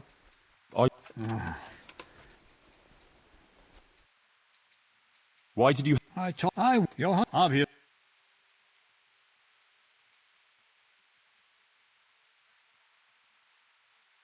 Monsignor, Johanka is just a simple village girl from Scallis. Are all these legal proceedings really necessary? They are. The mission of the Inquisition is quite unequivocal, and however trivial, this matter has a broader significance. What broader significance?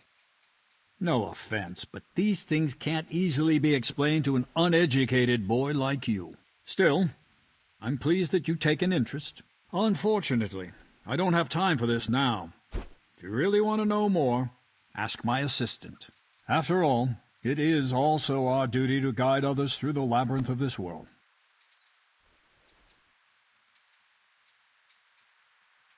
I'm ready, Monsignor.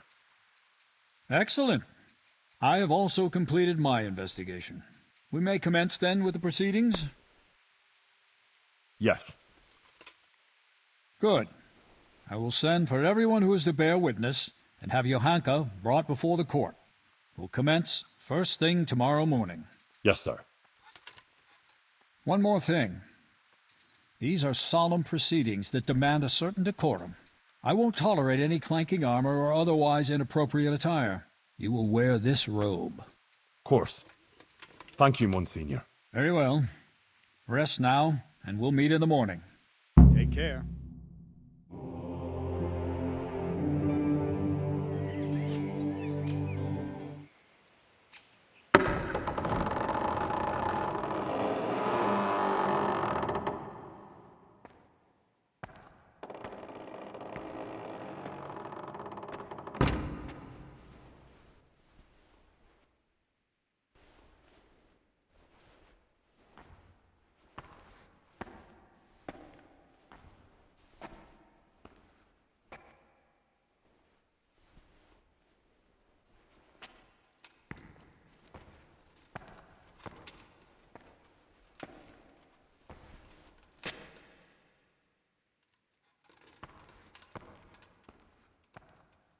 Let us begin.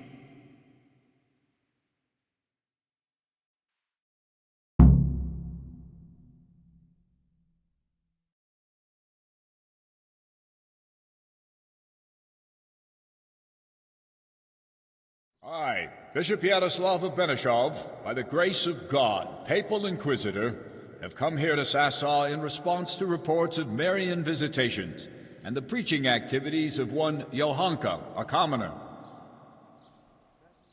And I have found, indeed, that by her arbitrary words she's been leading good people astray and encouraging their rebellion against their betters.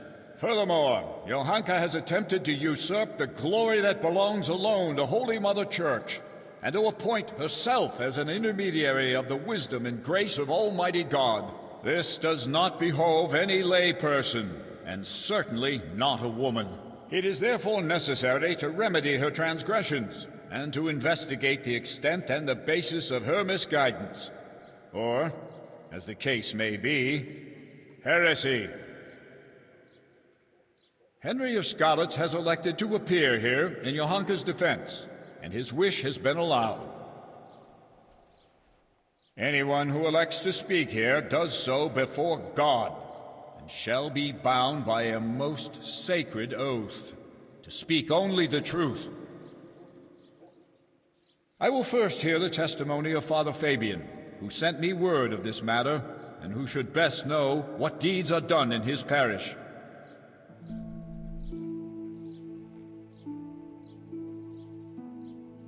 Father Fabian, will you tell us what Johanka has been proclaiming? Johanka claims that she has received visitations from Our Lady, the Holy Mother of God, who speaks to her in the night. It is an outrageous claim that I hold to be entirely untrue. And did Johanka come forward to ask your advice regarding these alleged apparitions? She did not. Instead, she took it upon herself to spread her supposed wisdom to the people. And prior to this, did Johanka attend church? Did you see her at your sermons, Father? I did not, Monsignor. What's more, the parish priest of Skalitz is staying at my presbytery just now. Johanka knows him well enough, but she didn't come to see even him. I believe Johanka is deliberately avoiding the church. Instead, she meets her followers secretly in the woods and preaches to them. Either she made everything up, or the devil himself is whispering in her ear.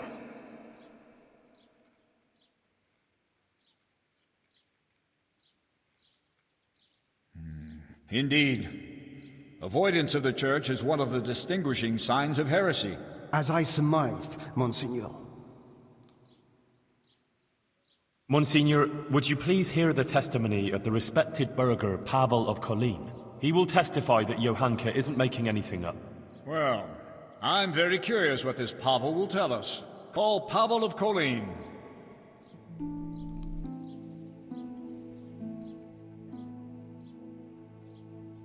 I'm a little surprised to find a counselor of Kolin here, especially you, who makes no secret of your animosity towards Sasau Monastery. True. Although I have only criticized the monastery in secular matters of property, which concerned a dispute with the town of Kolin, and therefore my duties as a counselor. Pavel, please tell us about your recent experience. I'm all ears, Goodman. Monsignor, some years ago I hid some money in Sasau woods. When I found myself here again recently and heard Johanka's words, I remembered that matter. Johanka made me aware of my inordinate love of wealth, and I resolved to donate the money in question for the common good of Sasau. For this I needed an honest intermediary who would locate the money. In this too, Johanka helped me by putting me in touch with Henry here. By the grace of God, he found the long-lost treasure and donated it for the good of Sasau. The whole matter I regard as the intervention of the Holy Spirit. An interesting tale, Goodman Pavel. Not only that, it's also evidence of divine providence, and that Johanka isn't making anything up. She wasn't possessed by an evil spirit. On the contrary, Our Lady really did speak to her. I must concur with that, Monsignor, because I was subsequently also visited in a dream by the Virgin Mary. What? You too? Yes. She appeared in a blue cloak and waved to me. Do you swear that what you say is true, Pavel? I swear by Almighty God, Monsignor. Remarkable. Truly remarkable. Very well, Goodman. Thank you for your testimony. You may stand down. Even if it were true, why would Our Lady choose a simple village girl like Johanka? Monsignor, with your permission, I'd like to draw attention to the work of the great scholar Matthew of Yanov. He exalted women like Johanka. He said that God created what is weak in order to bring shame on what is strong. That's why God turns to women who love Christ and blesses them with such visions, so that they can point out and rectify the vanities of men. It can't be heresy if the learned masters of universities write such tracts. What you say is remarkable. Matthew's work, which you mentioned, does speak to Johanka's benefit, but I wouldn't have expected that someone of your station has even heard of the Master of Yanov. How did you come by his work? Well, Johanka pressed me to go on a pilgrimage of repentance. I went to Ujits, where there is a Marian church, and there, the parish priest gave me a copy of the text. That's surprising indeed, especially that you are at all capable of reading such a work and understanding it. You're quite a fountain of unexpected skills, Henry. Thank you, Monsignor. Let's proceed then. Is there anything else you want to add, Henry? Yes. Please call Brother Nicodemus. He has something to say about it. He's a man of learning and knows more about these things than I do. Certainly. I also wish to hear his testimony. Call him.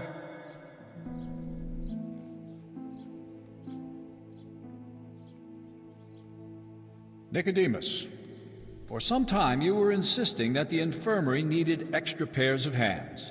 It was only at your request that Johanka, against all accepted custom, was allowed inside the monastery walls. I've already spoken to Abbot Peter about her, but please tell me how Johanka behaved. Monsignor, I must stand behind Johanka. The girl is a treasure. Selfless, charitable and good-hearted.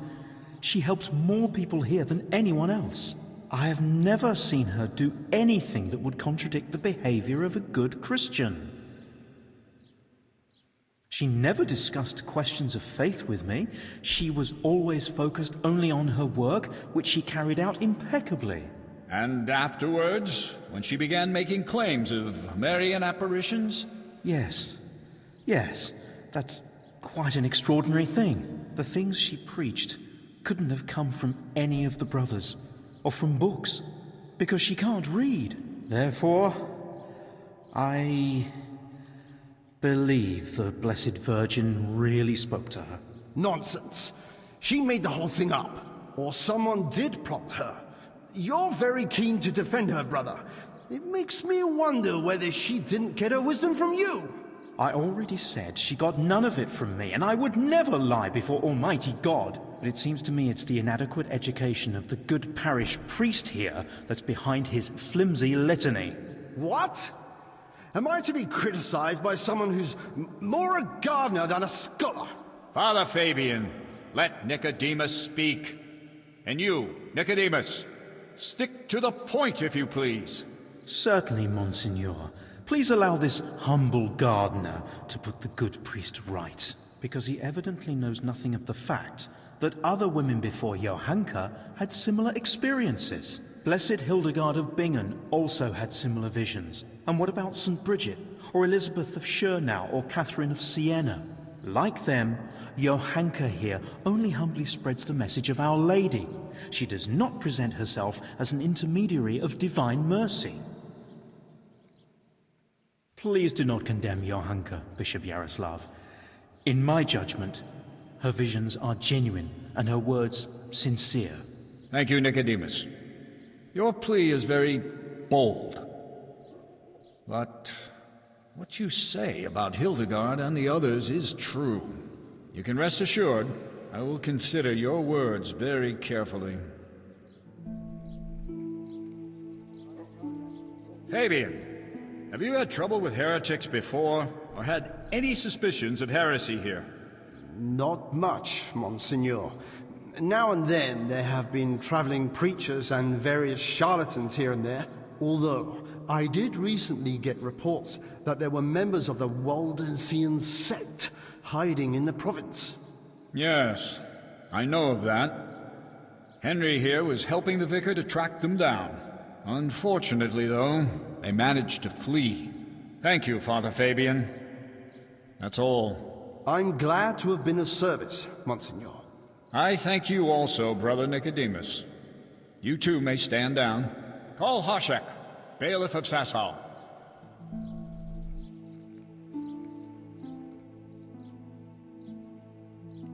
Bailiff, has there been any suspicious activity here recently? Well, there have been cumins on the rampage in the woods and on the roads, and all sorts of bands of footpads and brigands around the province.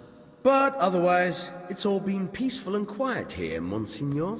How reassuring. And what of Johanka, bailiff? Has she been inciting the people here? I couldn't tell you much about her. I hardly know her. She hasn't broken any laws, and folks speak well of her, for the most part. Although it's true, things have been a bit tense here, on account of her speeches. Continue. Quite a lot of people have been going to her since she started with that preaching. Some are even convinced she's a holy woman. From what I heard, they bring her small gifts or ask for her advice or blessing. Sacrilege! People coming for blessings and bringing her gifts. That has all the makings of a cult. Oh, I don't know, Monsignor. Begging your pardon, but that's overstating it a bit. But it's true. They met outside town too, and it came to a bit of a skirmish. Nothing serious happened, though. Fellas punching each other in the mouth. If you'll excuse me, Monsieur, that happens all the time. Well, that's about all I can tell you, Monsignor. Thank you, Bailiff. That will be all. And you, Henry, you've been around Johanka more than anyone. Do people come to her for blessings?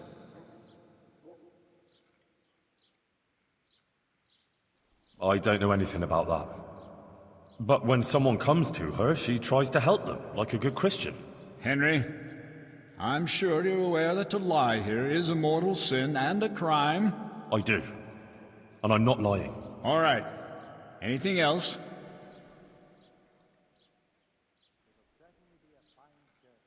Yes, Monsignor. Johanka helped Guta, the tailor's wife. Please hear her testimony. You'll see for yourself that Johanka is a good Christian. Very well. I promised I'd hear your witnesses. Call this Guta.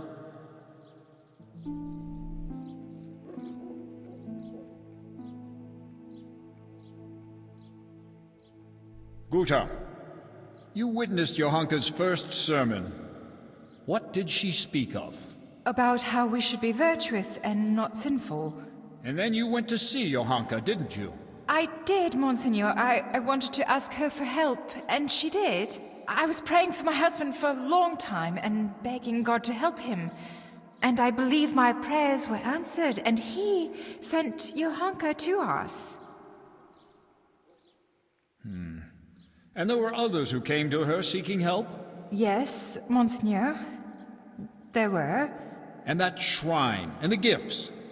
People brought them to Johanka so she'd help them? I couldn't tell you. But she helped me, without any of that. Didn't you bring her any gifts? Well, yes, but that was after. Just some old cloth for bandages and bed covers, so she could help others like she helped me. Every evening, I pray for Johanka and thank the Blessed Virgin for sending her to us. I see. Thank you. You may go. I'd like you to listen to Adela.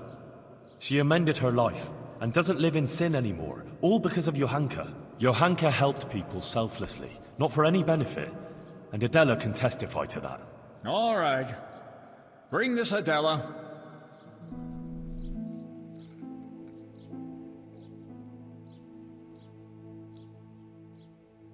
Adela, until recently you were living in the nearby town of Ledechko, is that so? Yes. And how did you make a living there? I served at the baths, laundering and repairing clothes, and preparing the baths. Is that all? No. Sometimes I went with the fellas and pleasured them for money. But I don't do it anymore. I swear. I changed my ways on account of Johanka and Henry here, and now I lead a decent life. You're saying you simply gave up your profession? Yes. Henry convinced me, and Johanka took me in. Very well. Thank you.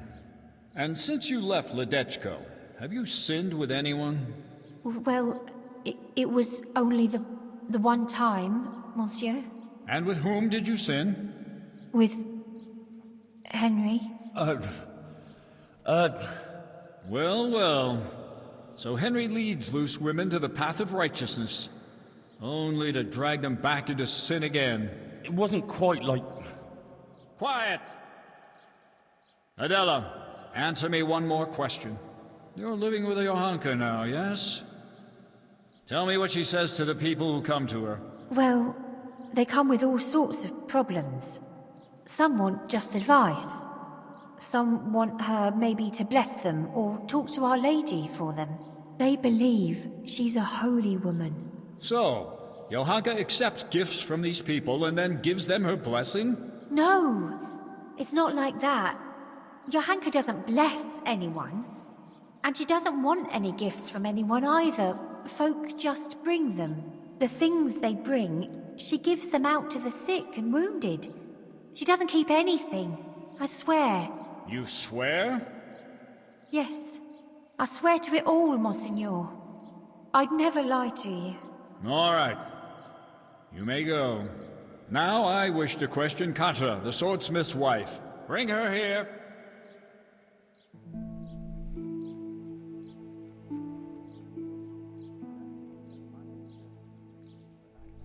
Katra, you are a respected townswoman who has a good overview of what goes on in Sasau.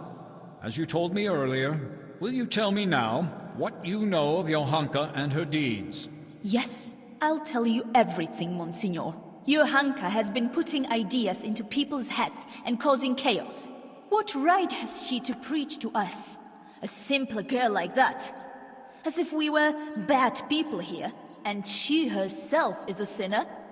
And an adulterer, a loose woman she is, who goes with anyone. And even fornicated with the custodian, Sir Sebastian.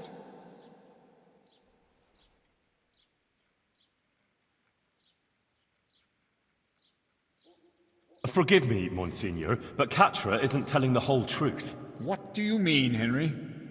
She's the one who set a band of thugs on Johanka several times to cause trouble for her and threaten her. She wanted to drive Johanka out of town. That's not the deed of a good Christian, plotting intrigues like that. She admitted it all to me. Is that true? I only did what was necessary to stop her from bringing us to harm. Monsignor, you can see yourself that Katra holds a grudge against Johanka. Yes. I must agree with Henry.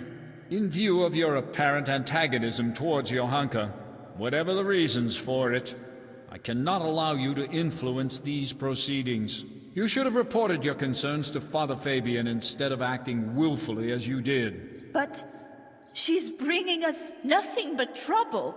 I will be the judge of her transgressions, not you. Nevertheless, I have also heard rumors of Johanka's immorality that cannot be ignored. Bring here the Sasau custodian, Sir Sebastian von Berg.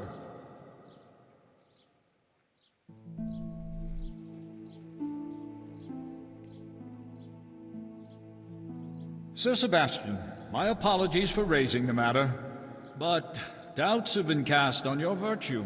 I have been told that you have shared your bed with Johanka. Is it true?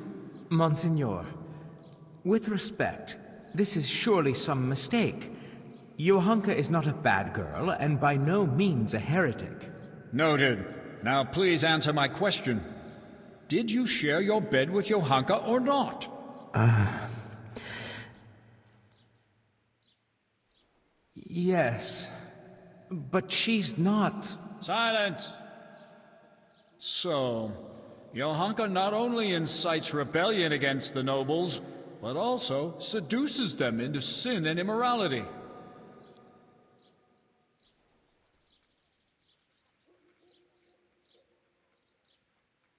That's not true. Johanka never seduced anyone. It's the other way round. He wouldn't leave her alone from the moment she came to Sasau. He simply took advantage of her misfortune and his own status to get her into bed. How dare you! Silence! Henry? Johanka regrets it. What was she to do when she was constantly pursued by a nobleman who has great influence in the area? What I did out of love for her. Johanka is no heretic, only a confused, unhappy young girl. There's no call for jumping to the conclusion of heresy. Monsignor, you must be able to see that. I advise caution, sir. Would you cast doubt on the authority of the Church in this trial? I will no longer tolerate this humiliation. Get out of my way!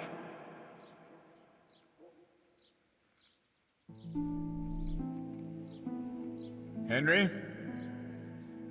You proved yourself a good servant of the Church when you told me of your disturbing findings concerning the situation hereabouts. You've been very keen to appear here in Johanka's defense. You've said a lot about her, but please, tell me why you've been helping her all this time.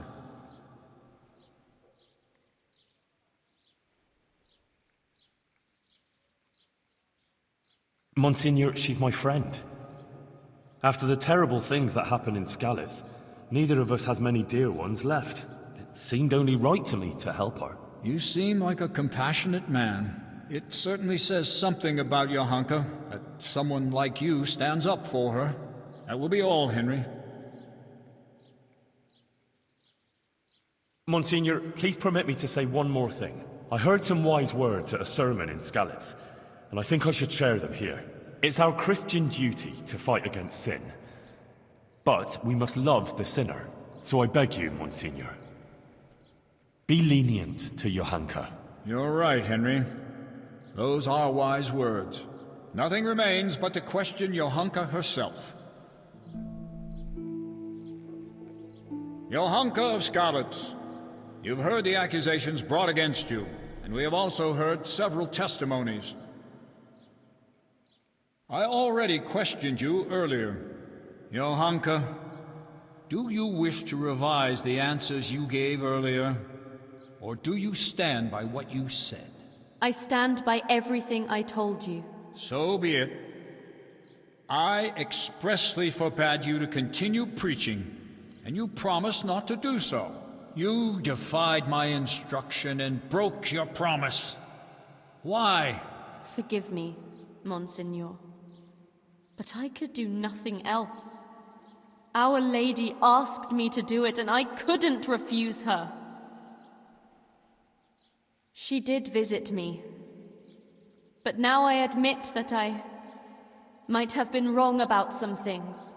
I don't understand these learned matters, and I was too hasty in speaking to the people. I regret that I didn't go first to Father Fabian and tell him about everything. I want to apologize here, before the Blessed Virgin, if I misunderstood something and said untruths or brought shame on the Church. I didn't intend to do anything like that. I ask Our Lady's forgiveness, and I will accept any punishment that you impose on me. I'm pleased that you've seen the error of your ways and confessed to your mistakes. These proceedings are closed. You may leave. Johanka will now hear my verdict.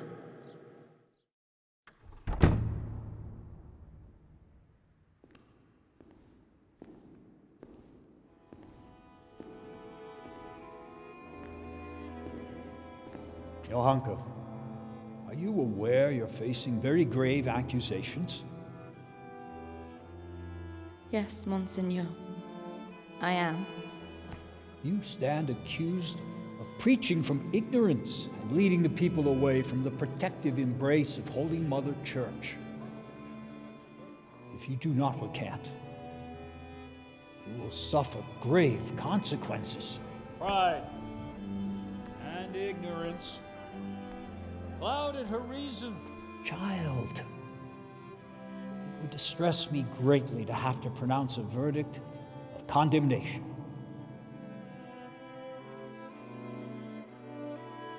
Speak then. Do you recant your sermons and swear never again to preach to the people? And are you prepared to repent?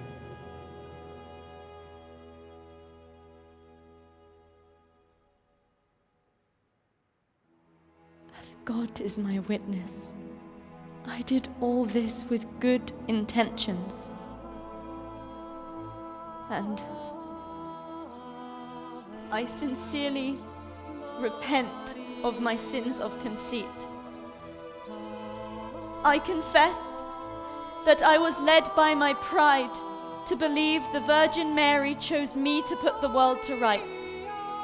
And I set myself above the learned prelates of the Church and the divine right of nobility.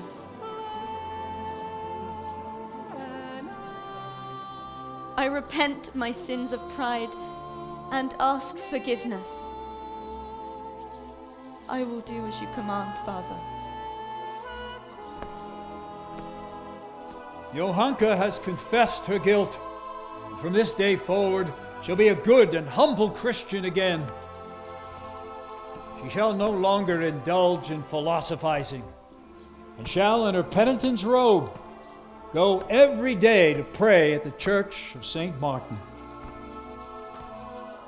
Therefore, I ask you to welcome Johanka back into your midst and hold no grudge against her.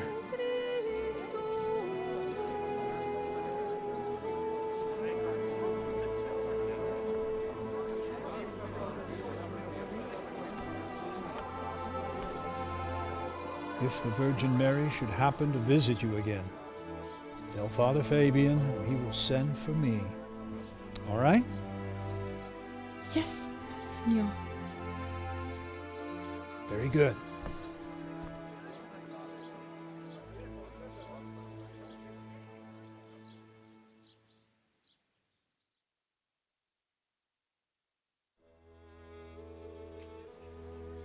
Matthias! Johanka was cleared of all charges of heresy, and the Inquisitor, his job done and his verdict pronounced, left Dachau for good. Matthias recovered from his illness, and he and Johanka finally met again. It was a happy sight to see them both alive and well after their trials. Who knows what awaits them now? Or all of us, for that matter.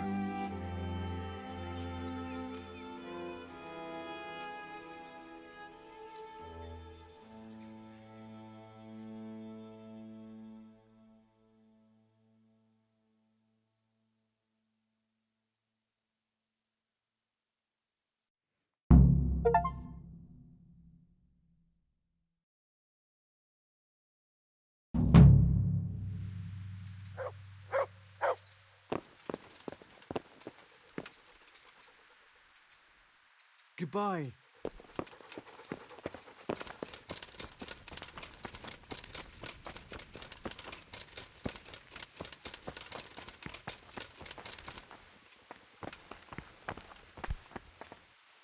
Johanka?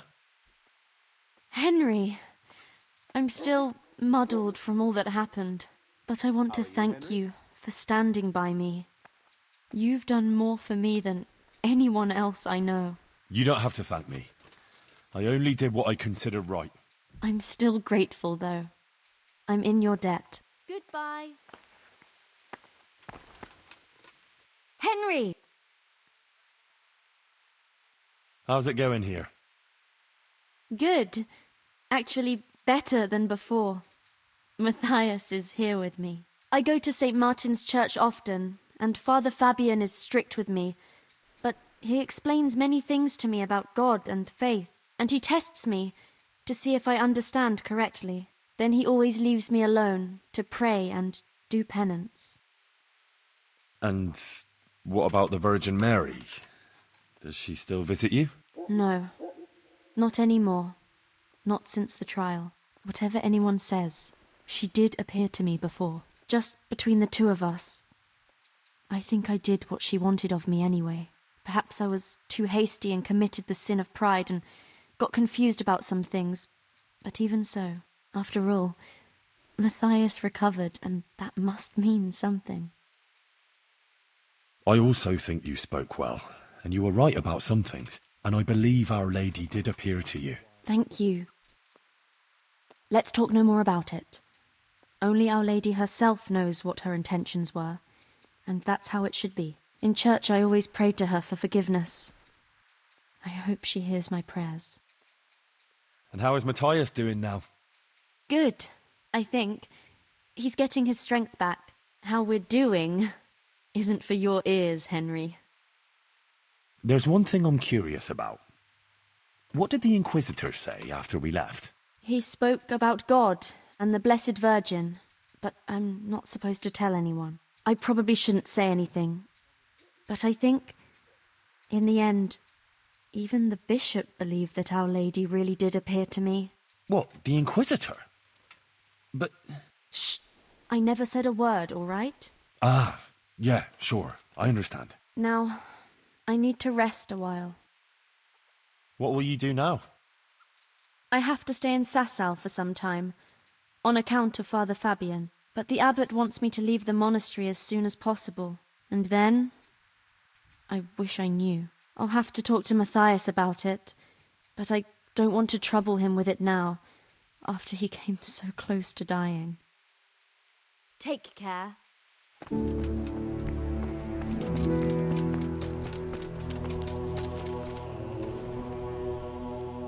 Take care.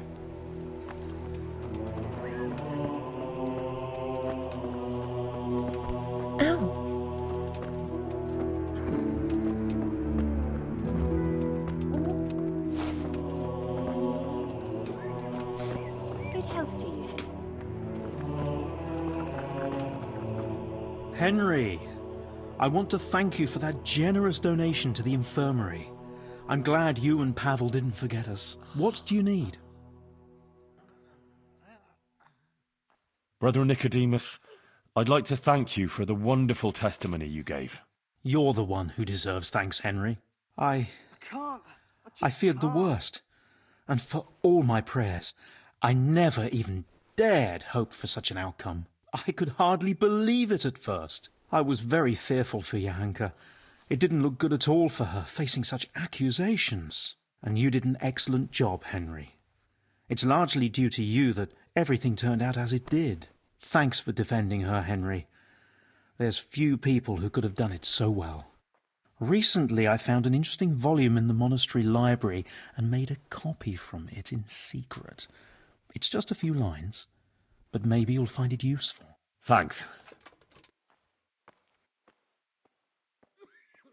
Do you still think the Virgin Mary's visitations were real? Yes, I think they were. Even if she didn't interpret the message quite correctly, we were certainly witness to something extraordinary.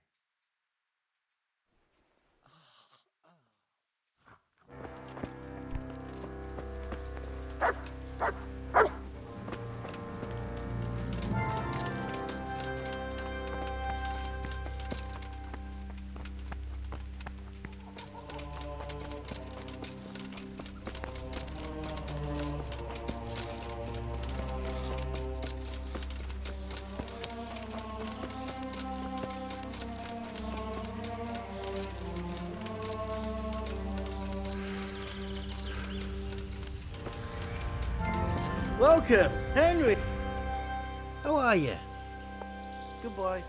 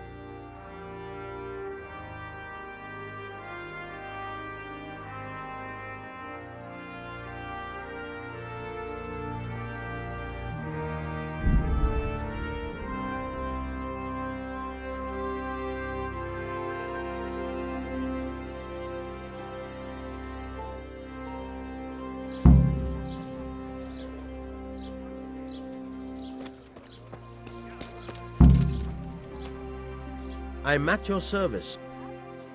Farewell.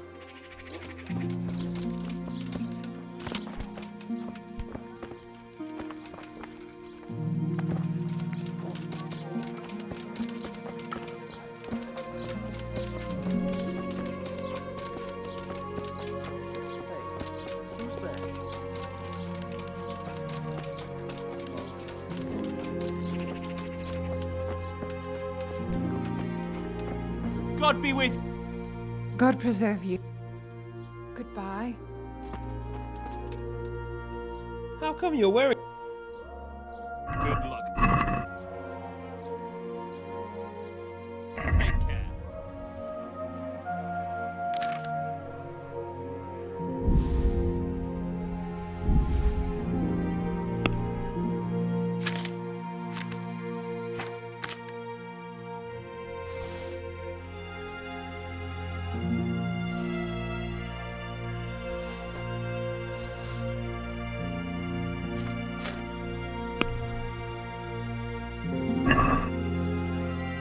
I'd like to... What do you say? What? All right. So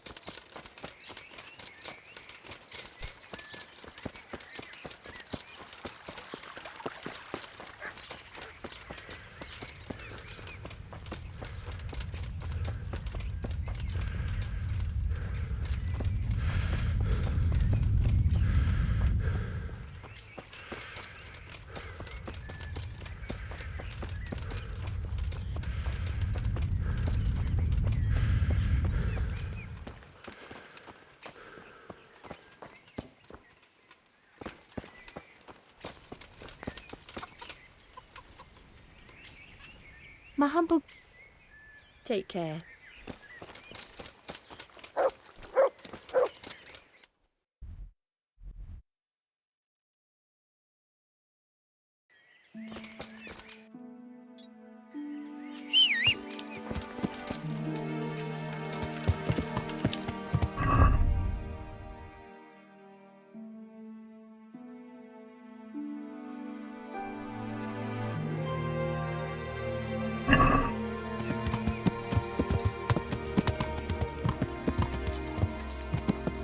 Yeah.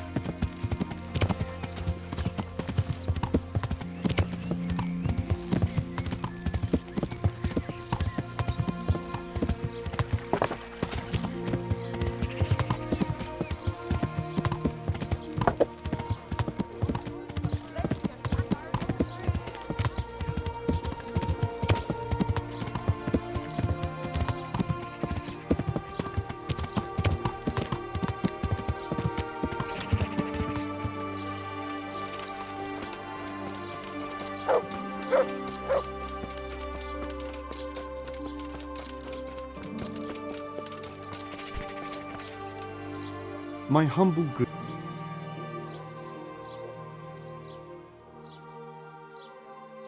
So, have you forged the sword? I certainly have. And? It's wondrous. Even I can feel its power. I think this is my life's greatest work. I'll never make anything to match it. Do you want to buy it?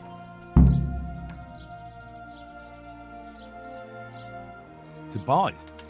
I thought it meant the world to you. Well, yes. But now that I have it, it seems a shame to just leave it lying about. A sword such as this is for chivalrous deeds, and I'm no warrior.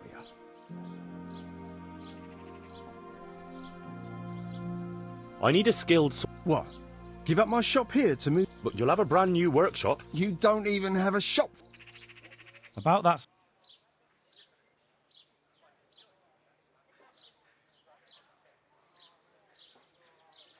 God be with you.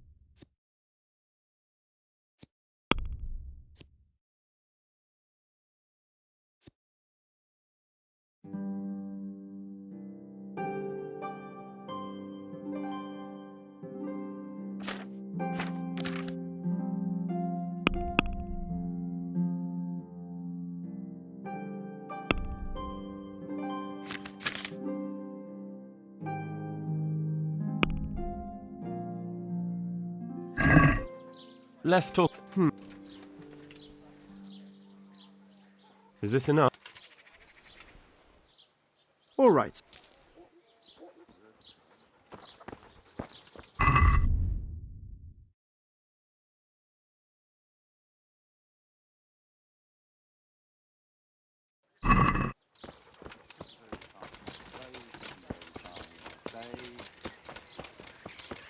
My breath is short, my feet are sore,